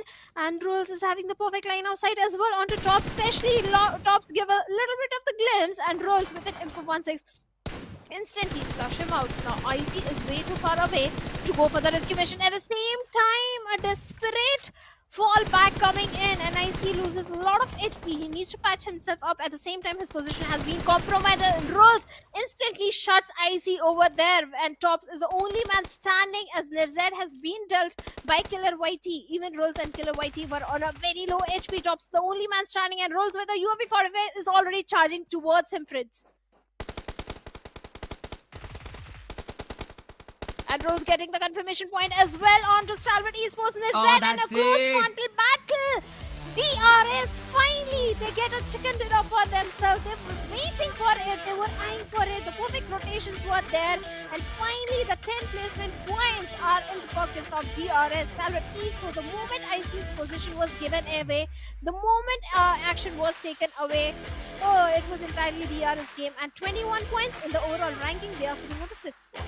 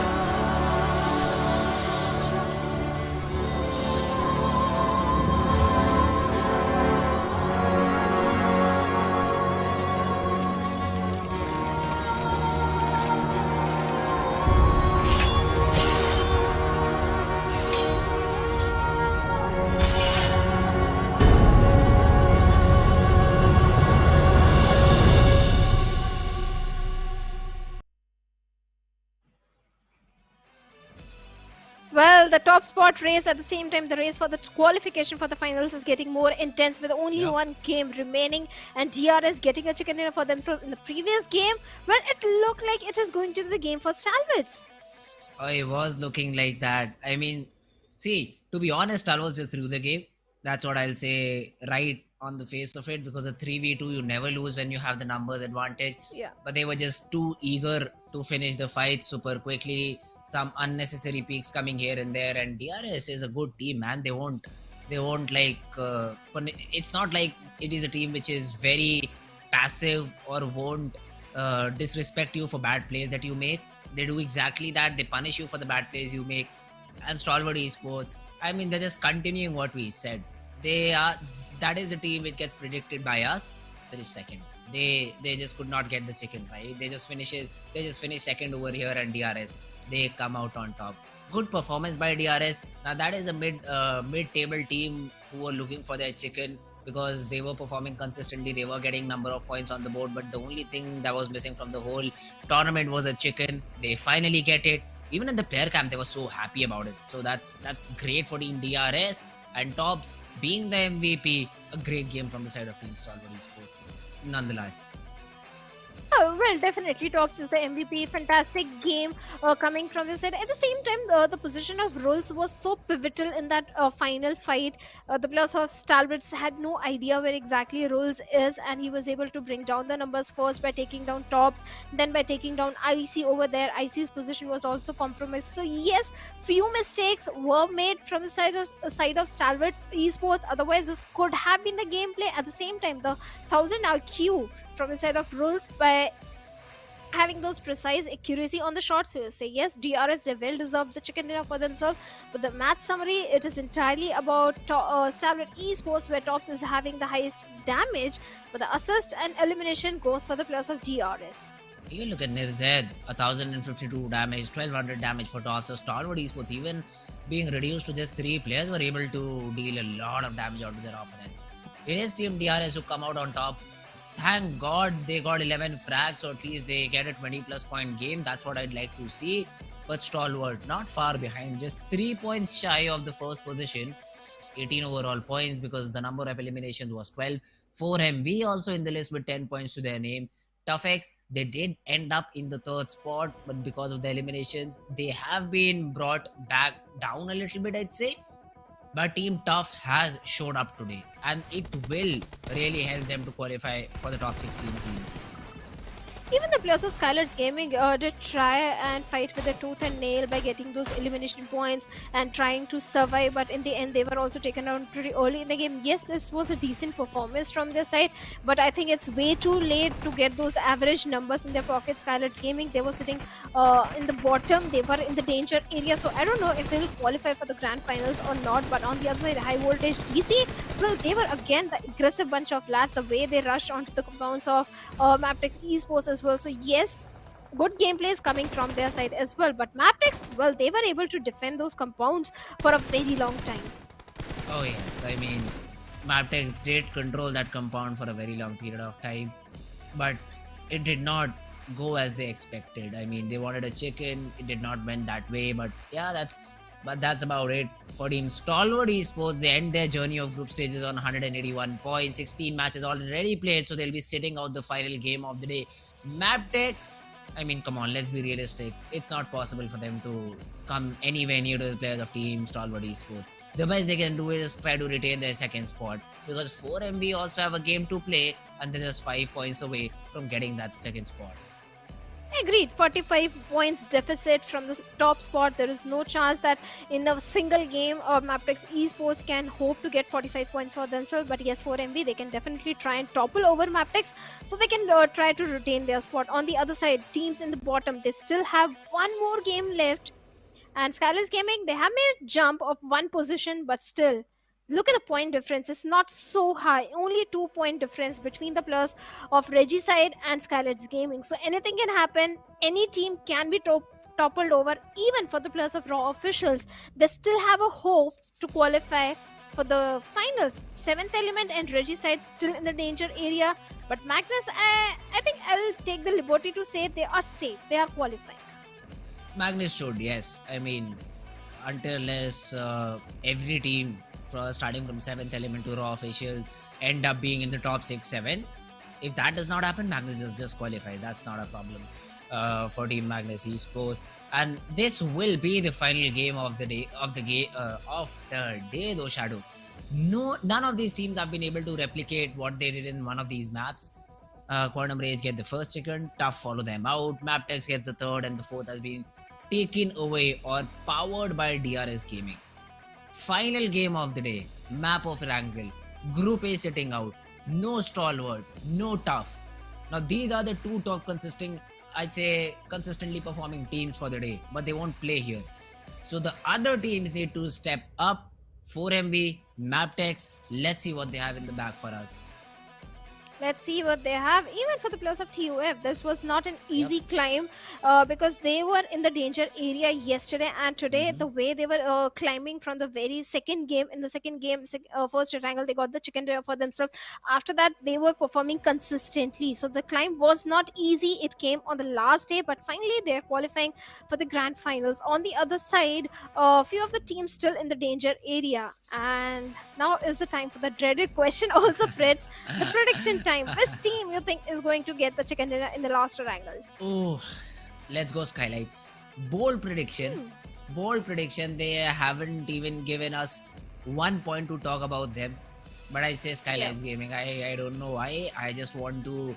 I know that anyways the team I'm predicting is not getting the chicken. They're coming second at best. So let's see if SKYLIGHTZ just takes that advantage, is able to come out second, at least qualify for top 16. And SKYLIGHTZ was a team that got 4 chicken dinners for themselves in the SA finals, and this time they're struggling. I don't know what's happening to the players of SKYLIGHTZ Gaming. Either it's the pressure or the confidence, or maybe some synergy issue between the players. But synergy issue should not be there because the players are sticking together since a very long time. All these players are the veteran players of SKYLIGHTZ Gaming, playing with each other since a very long time. So I don't know what's happening with the players of SKYLIGHTZ Gaming. They ought to get a chicken dinner for themselves and qualify for the grand finals because this team deserves it. And about the prediction, okay, I'll go with 4MB this time. Safe bet, because that is a team that has been performing. Let's go with them. I could have also said MABETEX. Come on, Shadow. I want you to change the prediction. Let's predict a team from 15 to 20th. That's what I want, because no. You just I don't want to play jinx it any safe, team. huh? I don't want to jinx any team right now. Okay, I completely understand. I would have not been surprised if you would have said Raw Official. At the bottom, they get a chicken, woo, we are the heroes. But I mean, for that to happen, it will take a miracle. But miracle is with 3x Esports, so I don't know if that's possible or not too. But now let's jump right into action off with the predictions too. I also want you guys to predict in the chat. I'll ask you to predict a team between 15th to 20th. Which of the teams is going to come out on top. or otherwise you can be as diplomatic as Shadow is and try to predict your favorite team or maybe a team other than them. But yeah, I have already predicted. I want the players of team SKYLIGHTZ Gaming to wave their flag in this final game of Erangel, and let's see if that happens or not. And I think, Fritz, you kind of read my mind, because Raw officials, yes, definitely, they are a high capable team, and every single time on the 11th hour in the final game, they have made themselves qualify for the next stage. So yes, they can do it again. It's not like Raw officials, they crumble under the pressure. This is not a team to crumble under the pressure. They thrive under pressure. So there is a very high probability. At the same time, for 3x Esports as well, they have been fighting with tooth and nail by getting the chicken in yesterday. So it's not like 3x Esports started making a comeback story on the last day. They started doing it yesterday, but on day 1 and day 2, the rivalry which they had against the players of Stalwart Esports costed them few good Sanhok maps. So yes, if they don't qualify, I'm very sure they're going to regret their decision of having a drop collision. Oh, well, look at this. T2K doing some jujitsu in the cameras. If you look at the center on the left center, I'd say. The two players down below are doing some jujitsu. Or maybe some karate or taekwondo. I don't know what. But that's great. I mean, you're showing your presence to the camera. You're showing your presence to your fans that here, guys, here we are. Support us. We want this final game. Even though we've qualified, we want to leave this map with a bang. And let's see if they're able to do it or not. Playing path once again, a little bit towards the southern side, starting from Lipovka, going all the way up to military base. Georgiopol, this time again cannot be reached. All these teams that drop on the western part, super angry with the PUBG gods right now. You know what? I think this is going to be a super fast Erangel, because the teams who are sitting on the comfortable position, they will try and dominate the lobby. They will try and challenge all the teams who are in the bottom, and maybe few of the teams can have a bullseye target on their back, because hey, it's the last game, and these kind of things we do get to witness on the last match. And NB Esports, well, they are again towards the side of shelter. But yes, this time I don't want to be in the shows of the teams like Leo Esports, because they like going towards the side of Gatka, but looks like they are not in the picture. This time too many teams are heading towards the southern military base. Looks like Reggie side, they are trying to challenge the players of 4MV, Aganex IA. They are also going towards the Novorupnoy, since Stalwarts is not there, and too many teams drop towards military base. And look at the circle. The circle is towards the northern side. This time SKYLIGHTZ Gaming, they can definitely capitalize, because this is their circle. They can capitalize and get a chicken dinner and maybe qualify for the grand finals. This can be the game. Looks like PUBG gods are already telling the players of SKYLIGHTZ Gaming, have faith in yourself, and this can be your game. We are already giving you a great circle. On the other side, Reggie's side, they are sticking to the complete shorelines of the military base, going for the smaller compounds, not challenging the players of 4MV directly. So yeah, a little bit of the change in the drop location coming from so many teams this time. Magnus, they are in the city of Pochinki. Well, I wonder what Joker is doing from the side of 52 Esports. He's way too far away from his teammates. And Choto and T2K looks like they are in a bit of kerfuffle, as Hassan is trying to bring down the numbers of T2K. The rescue missions are there. And Sandesh is having an AKM. I don't think Hassan is having a weapon. Yes, he does have an AK in his hands as well, but he needs to scuttle back to the safety. He has to make a quick run. 52 Esports, you have to make the qualification. T2K are in the safe spot. Those early fights, those early casualties will hamper the players of 52 Esports. There is no chance that Choto can be revived in this situation. So yeah, Hassan making the mature decision of going back, falling back, but there is no vehicle, and T2K with that Dacia is already hunting for Hassan over there. Sooner or later, his position will be revealed. T2K, they're not going to spare Hassan. It looks like they have a vague idea. Does they? No, they don't. They don't know. Hassan, where is? They were so very close to Hassan over there. But now they are going to make a route again towards Hassan, and a close frontal battle. Hassan takes on Rick over there. But from the back line, Sandesh comes in and deals with Hassan, and 52 Esports. In a matter of few seconds, they lost 2 players. Oh, this game was so very important. But T2K, well, they have a good start. Yep. 2 defeat points already in their favor. But 52, what just happened? They lost 2 players. Not a start they were hoping for. But SKYLIGHTZ Gaming, Fritz, looks like your prediction can come true. Hey, it's too early to call that. It's too early to call that because still 16 players are surviving. SKYLIGHTZ is a team who knows even how to choke a 2v4 situation where 4 players stand for SKYLIGHTZ. I've seen that happen. So it's too early to say anything for SKYLIGHTZ Gaming right now. But isn't 52 Esports one of the teams who is facing the gun of the barrel? The elimination maybe? And a start to a game where you lose 2 players out so early, not looking good at all for them. T2K on the other hand, they would be happy with the fact that they have, I mean, who does not like a free frag to their name? NB Esports on the other hand, they've taken down the player of 7th element, Tabby is out of the game now. And T2K, let's see how do they perform going forward from here. For a second, I thought T2K they are going to lose few other players because even 2+ from the side of T2K were knocked out. But now they are fit as fiddle, and NB Esports looks like 7th element. They are not fit as they are losing onto their numbers. And NB Esports with a vehicle run over takes a confirmation point as well. And 7th element, they have been reduced to a one-man squad.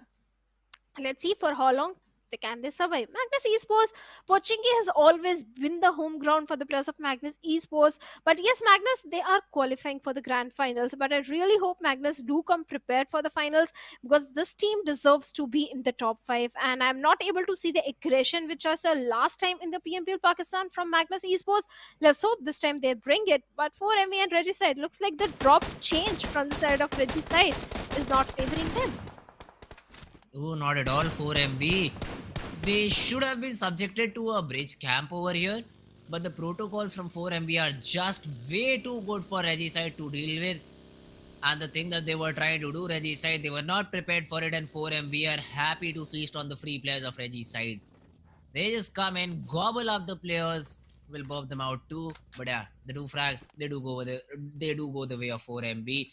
And they'll be happy 4MV. They'll be happy with these frags because this is not only minimizing the distance between MABETEX and 4MV, also giving them the early confidence that any team in a game needs. If you're able to get early frags, that is exactly what helps you to convert the momentum into a big game.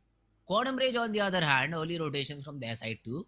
They're also trying to maybe test their luck, go against the players of Team MABETEX, alright. They're barging in, not just going, they're just barging into the players of Team MABETEX. Kese taking some shots, is able to deal some damage onto Tantanatan, but the knock is yet to be found. Well, the confirmation will be made sooner or later if the revival is not there on time or in time. MABETEX Esports, yes, they have been the silent ones up until now, but now they are looking for the aggression, and already they are in the city of Kameshki. So that means they are playing with the circle. They do have a good position to hold on to. Quantum Rage were also having the same mind to go for the early rotation. Now look at the position of Goku. If his position is not given away, I think he can do a lot of damage towards the side of MABETEX Esports because he's already guarding the flank angle. He's also having a very good line of sight onto the players of MABETEX Esports, and Wally out in the open. Goku can do a lot in this situation, and Tanatan, along with his teammate Halsey, is trying to regroup with Goku. In MABETEX Esports, they're literally surrounded from 2 different directions. Oh, let's see MABETEX. How do they get out of this situation? Kameshki, who would have expected this to be a fighting place? Nobody. But this is only possible because of the play zone. Now Leo, although not just Leo, most of the players of MABETEX are very hopeful with this compound. I think they're comfortable. And Volley from behind is just trying to toss some nades onto the players of Team Quantum Rage. He thinks that there is someone on the broken wall trying to flush him out with the nades. But there is literally no one. But this is what we know. So MABETEX using every bit of utility to just clear out what they think. And that should be about it. Volley though has 5 smokes available to him too. So if he wants, he can be the sneaky person behind their backs of Team Quantum Rage and try to make an opening for their team. And now Halsey is in the crosshairs. He is in the crosshairs of Volley. And Volley just needs to get to this track, and that will be the first knock. But did Halsey spot Volley over here? No, he did not. Okay, I for a second thought that Halsey spotted the player. Okay, he has. Never mind. I thought he did not, but he has already spotted down Volley. The nade will flush him out. The first nade tags him. The follow-up from Goku wasn't a nade, though, was a molly instead. And now Halsey pushing in. No support for Wally. He gets taken down. And even Casey in the backlines is down on the ground. So MABETEX, they are in a lot of trouble now. Oh, they certainly are. The way the players of Quantum Rage were holding on to the perfect angles, the way they were capitalizing on the information surrounding the players of MABETEX Esports, they have able to manage the managed to bring down the numbers of MABETEX Esports, but Quantum Rage, they also need to be a bit careful, because every single time when I have seen Quantum Rage go up against the players of Raw officials, suddenly tables turn. Quantum Rage brings those initial openings, but suddenly the tables turn and the opponent team is able to bring down the numbers of Quantum Rage and maybe sometimes annihilate the entire team. So Quantum Rage, they have to be a little careful and cautious. Sometimes they overextend, but Healthy is not overextending. He takes down Kese over there, but Baron comes in, takes down Scene and Healthy over there. Goku takes down Leo in close frontal battle. Finally, Goku saves the day. And MABETEX Esports, well, they bid bye-bye. They buy the farm very early on the 16th spot. And this is what I was talking about. Sometimes Quantum Rage, they kind of overextend. And that is exactly what happened. Healthy and Senior were taken out by a single players of MABETEX Esports. So Quantum Rage, if they manage to control the aggression in the middle of the fight, I think they are a very strong team. 5 defeat point already in their favor, and they do have a good position. From one fight, we move to another one where the numbers of I8 are going down by the players of Raw officials. Oh, Raw officials. I8, the two team. I mean, I8 really do not care about this game, so they can go YOLO. But Raw officials do really need to show a strong performance, and I wouldn't say it's strong, but at least they've got 4 frags. So that's a silver lining. They did lose 2 players, which will hurt them in the longer run. But for now, they do not get eliminated, which they should be happy about. So let's see Raw how much of a jump they can make over here. Yeta Uta still trying to reset, still trying to get himself back to fighting HP. Does not have a lot of medicines left too. So all the frags that they are able to get, they need to loot and they need to reset in terms of utility too. T2K on the other hand, they have that higher range. They spotted down the rotation, but there is very little that they can do about it. I mean, some spray shots, some anticipated sprays could be taken, but really they won't really yield a lot of result considering the vehicle is moving. 4MV on the other hand, now they are just making sure that even Team 3X is not able to survive with all the 4 players standing, because that's another frag. But this is a very weird zone, and that is why I love it. Moving towards Stalwart now. Look at it, the central compound completely empty. No one has grabbed it, and it is all up for taking. T2K, though, I'd say has the best possible position as of now. They can just throw some sprays down on the players that are trying to rotate, and the other teams that especially are rotating from Manchan and Yasna Polyana region will be in a lot of trouble now. Yeah, they have to cross path with the players of Raw officials. At the same time, so many rotations are coming from the southern eastern end, where we have Magnus, DRS, Ekinix, I8 also making the rotation. So yeah, it's going to be a difficult one. On the other end, we have the players of 3X Esports. They do have a very good position for themselves, but Magnus, well, they find a knock onto DRS Gyante. Instant confirmation also coming in. And DRS, now they are prioritizing the rotation. This is something I like about DRS. They never commit into a fight. Yes, they have managed to find one knock. If we can see that fight happening, we can already see the players moving inside the circle. But T2K, like you said, yes, they are being the king of the hills. And in northern circles of Erangel, T2K, they always fare off really well. The northern territory, the northern island entirely belongs to the players of T2K. And looks like Sandesh with the grenade will be making that statement. If we manage to get down and take over there, but unfortunately that would happen. And Quantum Rage looks like they are in a mood to third party. They show up on the doorstep, and Jane is placed perfectly even to do a third party and bring down the numbers of Quantum Rage. Quantum Rage, they have to watch the 6, otherwise T2K, they are going to definitely punish Quantums. Oh, it's an attack on SKYLIGHTZ Gaming, but now they fight against each other. Sandesh, great Scarlet spray. I mean, it's not easy to control from such a long distance, but they're able to get that knock. And Healthy down on the ground. Quantum Rage will feel a little bit of a pressure. Senior also tagged up quite a bit. Some nades being thrown in too. So now, eventually what T2K has done, at least made the fight fair for Team SKYLIGHTZ Gaming. They've taken down one player. They're still being third party Quantum Rage. And it is not looking good at all for them. Goku is trying to cut off the angle, but wait a minute. A 4th team in the mix. IHC. They say, why not us too? They are also here. They also want to have a piece of the pie. A lot of smokes being thrown in from SKYLIGHTZ. I don't know the reason for it though. No one is trying to attack them. T2K is fighting QR. QR is fighting IHC. Look at that. Demo gets another frag. SKYLIGHTZ in the midst of all this, they're like, yeah, we'll throw smokes. We just want to be invisible. That's about it. And in the midst of all the commotion happening on the eastern periphery, on the southern side of the circle, 4MV, they have shown a fantastic rotation. They have the entire control of the western front, and they do have a very good position. No one is trying to challenge the players of 4MV. So yes, this can be the game.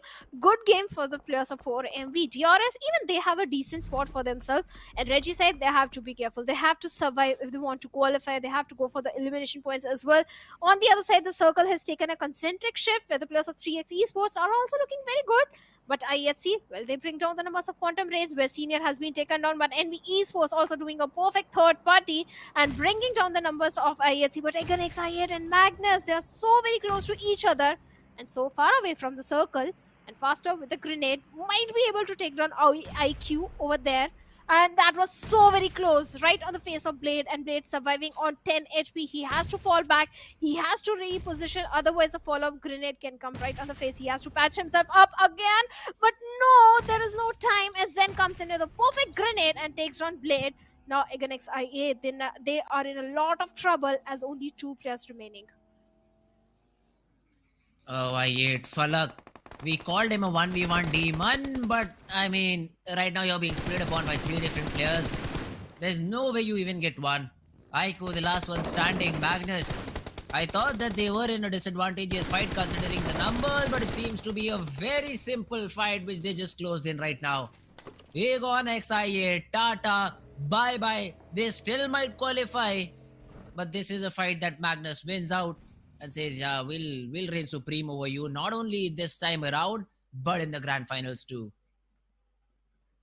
Oh yes, they are. They are on the top. At the same time, SKYLIGHTZ Gaming, they do have a very good control towards the Stalwart area. They need to be a bit cautious from the plus of Raw officials and 3x Esports as well. But right now, IHC Alex has been taken down by the players of T2K. Yes, T2K, they are trying to have the dominant control. They are making too much noise.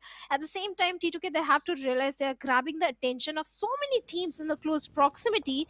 They don't have the numbers. Only 3 players are there, and Alex is down. Zeol all by himself, and Zeol from the low ground with the UAV 45 takes down Sandesh, but Jane comes right in the nick of the time and deals with Zeol as well. And IHC also bids bye-bye on the 12th spot with 3 elimination. T2K, well, they are safe for now. Sandesh can be revived very easily, but this should be a warning sign for the players of T2K that they're showing over aggression. They are sometimes over committing into a fight. If they play their cards right, this can be a very good and aggressive game for the players of T2K, because after all, this is their circle. It is their circle. But we've seen a lot of times that usually what happens is you tend to be the center of attention for all the teams when the circle favors you. And for most of the teams, that is not a good sign. Even for bigger teams like Stalwart Esports and 4MV, the zone came to them, but still they were not able to convert on it because they engaged in so many fights, they were not ready for it. So this sometimes does happen. 3x Esports, though, they have found themselves 4 different compounds, although they only have 3 players to reside in them. But hey, bigger the compound, the lesser chances of it getting naded and you all being taken down at once. So that is the only positive thing I'd say for the side of Team 3x Esports losing Zarba so early on.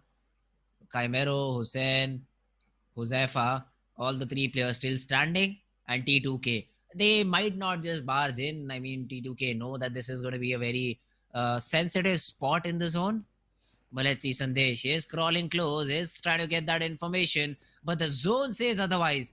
The zone just south, leaves the main city of Stalwart and is all out in the open. I'd say Quantum Rage, they do have the best possible spot in the zone.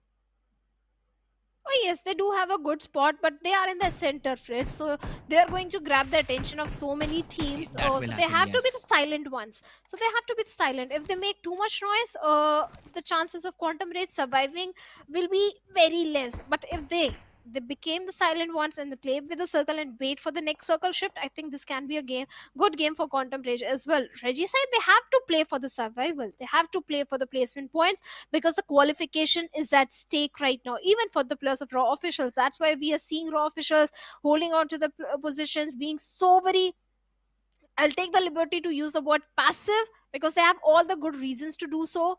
They are not in the safe area, and this game matters a lot for the players of Raw officials. And let's hope they qualify. Yes, they are in the periphery of the circle, but look at the team that is in the close proximity. It is the players of 4MV, one of the most aggressive team in the lobby. But T2K Jane, well, they are fighting with the players of 52, where Poison has been dealt with, and 4MV. Look at that. They have no idea, but now the buggy is going to give away the position of the players of Raw officials. And 4MV, no, there is someone up top, and yet Uta, he has his, oh, I can hear his heartbeats. And a pixel from below is what led to him being taken down. Kancha will try to throw a molly and try to get that frag to his name, but that won't happen. Only reveal his position away. And now Raw officials are on the verge of elimination. Apex already switches on to the DBS. Will it be even necessary? No. It is East from far away who comes in and gets those frag for himself.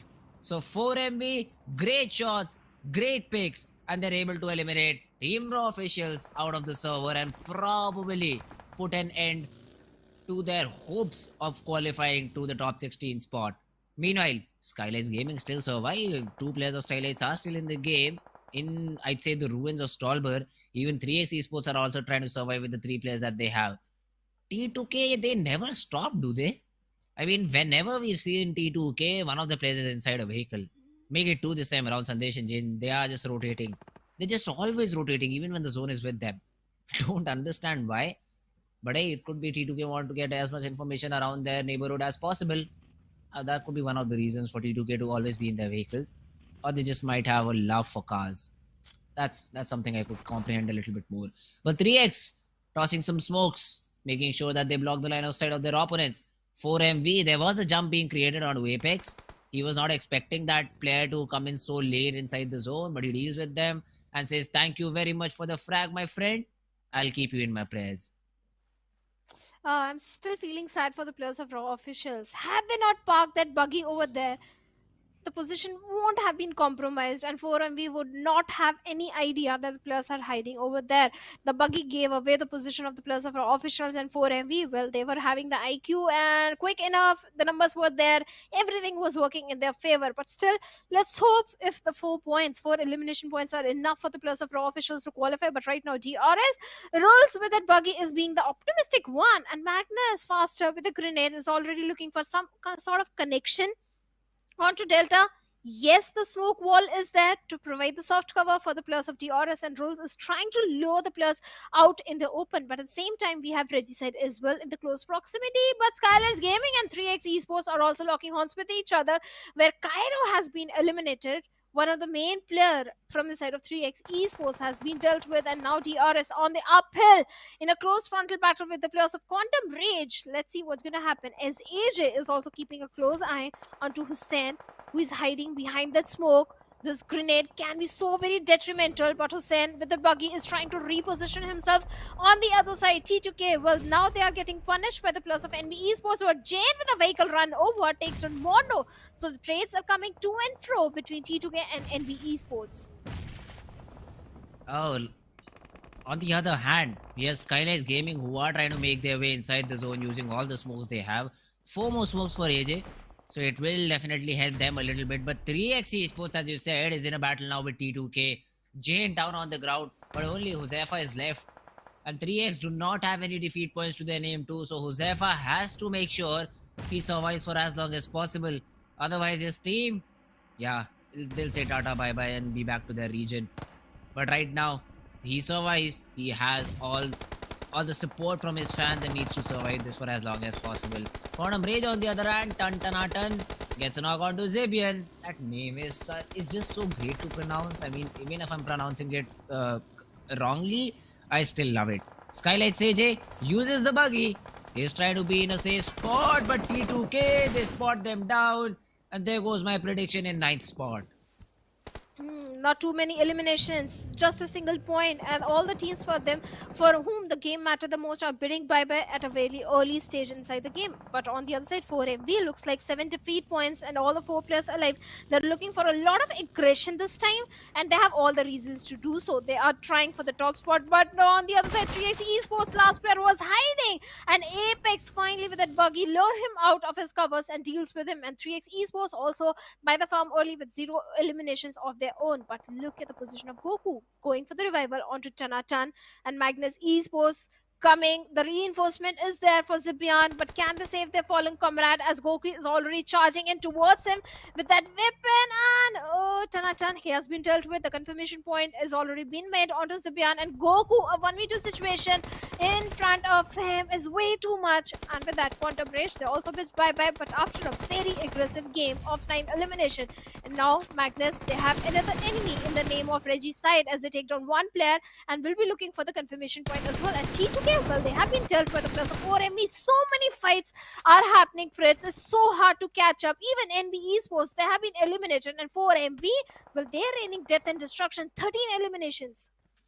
Isn't this the team you predicted, Shadow? 4MV? Yes. Hey, running with the second spot. Running with the second correct prediction. Nice. Let's see. Don't jinx. Yeah, exactly. I mean, they need to close it out. Previously, we did see Stalwart Esports throwing a 2v3 situation.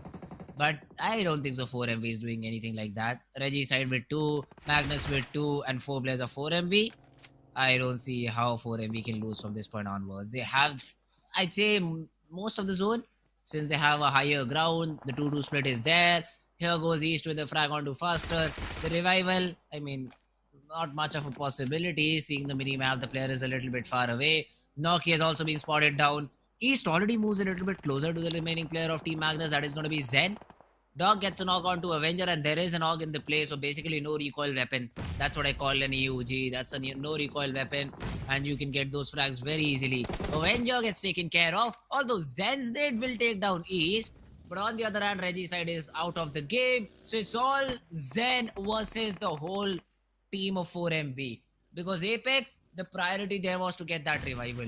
The nade is not in the correct spot. Refuse is throwing a nade of his own. Zen gets that headshot onto Refuse though. So this could be a little bit difficult for 4MV to close out than we thought. Zen's nade will decide it all. Gets the knock onto Refuse. Wait a minute. Doc is also tagged a little bit. The 2 players are far away from each other, but Doc instantly goes into cover. And now the reset from 4MV from the right hand side will come in. Fast. Spotted down. Tagged up quite a bit. But the nade will do the job. And the frag goes their way. 4MV. They close their run with a bang, with a chicken dinner. Definitely 4MV with a chicken dinner. Doc with a grenade never fails to impress. Every time he connects it to the perfection. But this time 4MV with 27 points. They're sitting on the second spot. A very high fragging game from the side of 4MV.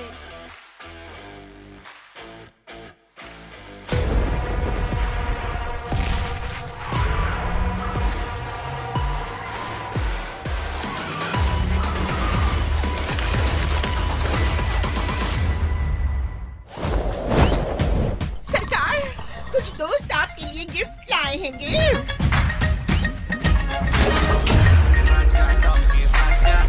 अरे वाह आजाद नगरी donkey राजा donkey राजा donkey राजा अब बजेगा तो बस हमारा शाही लिबास PUBG mobile पे पहन लिया जाए सिर्फ पबजी मोबाइल पर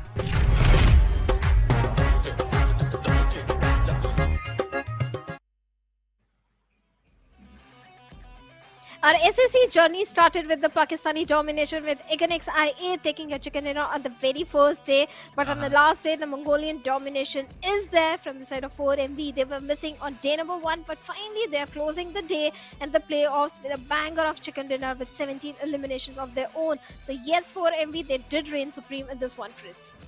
Oh, they definitely did. And what a way to close the game. I mean, what, 13, 14, maybe 15 flags to their name. We'll get that confirmation overall. But talking about impact, that was the only team I think that made an impact in the whole game. 4MV. Yeah. Other than them, I think teams were like with what 6, 7, 8 frags to their name. That was about it. So 4MV, great performance by them. Great job done. Now let's see what do they show us in the grand finals, because in terms of victory they did lose to Stalwart Esports. The points are a little less, but I think they'll be hopeful for grand finals and they'll give even better competition to the players of Team Stalwart Esports. That is something we'll be looking forward to. But the journey for four teams will come to an end after this game. Now we'll have to look which of the four teams are uh, those those four teams are going to be. But other than that, before that, we'll have the MVP, we'll have all the standing, we'll have all the statistics for all of you nerds out there. And I'm really looking forward to the MVP. Is it going to be Dope or is it going to be any other player of Team 4MV? Definitely someone from 4MB. This is I can guarantee, and it is it is going to be Jane. Jane. Oh yes, even T2K, they were making so much noise. 6 elimination and a pretty high damage number onto Jane. Hey, that's great. I mean, T2K, we did not expect a player from T2K to step up here. We'll have to look how many frags did T2K get then. If Jane gets 6, 1 or 2 for each of the teammates, they might be just up, near about 10 frags. So this will put them a little bit more on top in the leaderboard. We'll have to check the match standings for that. But a great game from T2K Esports. We were thinking 4MV would have a player over here. But then I think 4MV was more of a team performance rather than an individual sticking out and getting those frags for themselves. So according to that, I mean, that's great for even better for Team 4MV if all of the players did their job properly. But yeah, great performance by Jane. East has the most number of eliminations too, that is 6 as compared with Jane, but the damage is where Jane succeeds. 976 to what 657 East had. Apex also in the list with 5 eliminations, and even Dog got 3. So yeah, I mean, it was, I think, overall team performance. 14 frags between these 3 players of Team 4MV, so that means a great performance by them. Oh, definitely. Even for the players of T2K, Quantum Rage also were trying their level best. It was a high fragging game, even for the players of Quantum Rage. And Jane, being one of the veteran player from the side of Nepal region, the last I saw T2K, Jane was in, I think, 2020. And that time T2K, they used to go towards the side of military base. And since a long time, Jane has been the impressive lad. And this time again being the MVP, he never fails to impress. Talking about the match summary, the highest eliminations are from the side of 4MV East, highest damage, Jane, highest assist are from Refuse, but the highest healing stand are from the side of Quantum Rage. Spark, maybe because Quantum Rage, they were engaging in so many fights. This is the reason we are seeing that high number. I mean, they were engaging in a lot of fights, but then they should have also got many frags too. It did not happen, only the number of healings is what Spark was able to come with.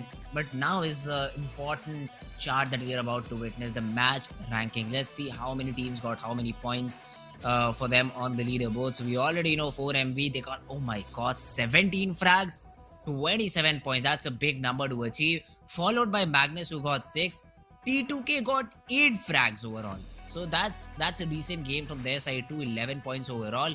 Quantum Rage got even better, 9 frags. So the point that I was talking about Quantum Rage not getting frags is completely wrong, guys.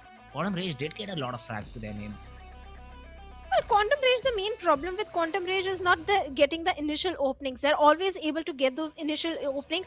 The main problem, keeping their numbers alive. In the 4v4 battle, in the midst of the fight, when they get the first or the 2 frags onto the opponents, they rush towards the enemy, and that is where their numbers dwindle down. On the other side, MABETEX, well, they were eliminated pretty early in the game, and this is the first page where Stalwart Esports, they are on the top with 181 points, and 4MV on the second with 158 points. But first page is not something that is interesting me right now. I want to see which teams are qualifying for the grand finals. Hey, we'll have a look at that too. But I mean, some teams that did make a mark in this game overall were not able to increase their ranking as much, except for NB Esports and 4 Miracle Vibes. But here we go.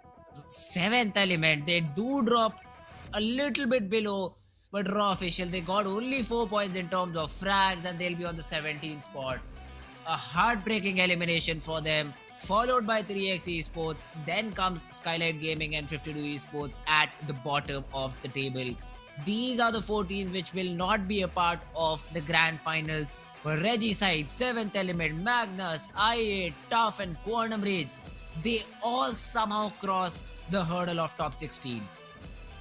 Well, congratulations to all the top 16 teams, and I hope they are prepared for the finals and they make their region and their country proud and they deliver a very good performance. And for the teams who didn't qualify, well, failure, there is no such thing as failure. It's always a learning experience. I'm very sure Raw Officials, 3x Esports, SKYLIGHTZ Gaming, 52 Esports, they made us proud and the team proud in their own region. So next time we see these teams, they are definitely going to show a very dominating performance. But in the elimination leaders, this time we have Apex right on the top with 41 points. Ooh, Apex, great performance from this player of 4MV. Stalwart Esports also has a few representatives here. Nirzed with 37, Malik with 32 for Highvoltage DC. Alright, DRS even having killer YT in the charts. This show, but I think for HV and DRS, they are heavily dependent on these two players because they have so great number of frags, but there is no follow-up for the rest of the teams. And considering that, they'll have a big job to do in the grand finals. So elimination leaders, yes, still ruled by 4MV, the most aggressive team. I think they also got a good number of frags to their name. But the whole day was filled with a lot of expectations, a lot of predictions, but none of them went correct except for Shadow's final prediction of the day. That was bound to happen because 4MV, they are an aggressive bunch of lads, and when they have got nothing to lose, they all go all bonkers. But I'm so impressed by the performance of TUF, Fritz, because the way they made a climb in the ladder today, because yesterday they were in the danger area, and from the match number 2, TUF, they did their homework right and they were prepared. The rotations were point perfect, they were getting those eliminations, they were getting the chicken dinner. So yes, TUF was the impressive team today. Yes, other teams were also trying their best, but it was TUF that reigned supreme. I mean, Tough was a team which we were talking about that they might just get eliminated. And they come in and they show a performance like this. They say, nah, wait a minute. We still have a lot to say about the ongoing tournament on the final day. And yesterday we did talk about this. Doing major heavy lifting on the final day is not going to be a thing for most of the teams.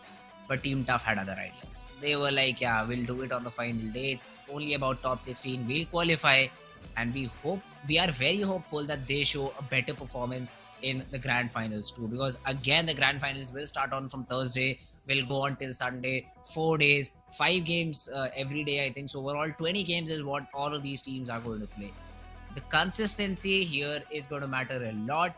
I'd say on an average you'll need about 10 points every game to be the champion, because only then you'll be able to get that PMWI slot for yourself. 200 point is the mark to achieve. But I'm sure 4MV and Stalwart Esports are going to break it. So for any other team to have the hope to qualify for PMWI, it is going to be important for them to cross that mark of 200 points and defeat Stalwart and 4MV, which is a huge task. Trust me when I say that it's a huge task of having such consistency throughout the 20 different games.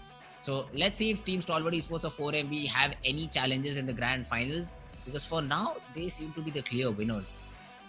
Oh yes, they do seem to be the clear winners, but I really hope that we find some other team trying to challenge the players of 4MA Stalwart Esports and give them a strong competition for the World Invitational slot as well, because yes, the money is at stake at the same time. Like you mentioned, the World Invitational slot is also at the stake. So I'm very sure all these teams are going to be a bit more cautious in their approach towards every single game. The unnecessary rush, the mistakes, they can't afford to commit all of that in the finals, because the only few games are there. Total 16 games are there, so it's not going to be an easy journey. But for the playoffs or the league's place, this was it, Fritz. It was so fun to cast and work along with you. I really hope SA region impressed you. But any final words for the teams? Hey, all the best for all the top 16 teams. You guys have to show up again and perform a little bit better this time around. I want to see some competition, because from the past of what I've heard, it's always the Mongolian domination that continues over this region. I hope for a change. It may be a Nepali team, it may be a Pakistani team, I do not care. I just want to see a change, and let's hope for the best possible result in the grand finals. Well, thank you so much, Fritz, for being such an amazing co-caster, and thank you guys everyone for being a lovely audience. But that's it for today, and me and Fritz will see you guys in the finals that is going to happen in the next week. So bye bye, thank you so much.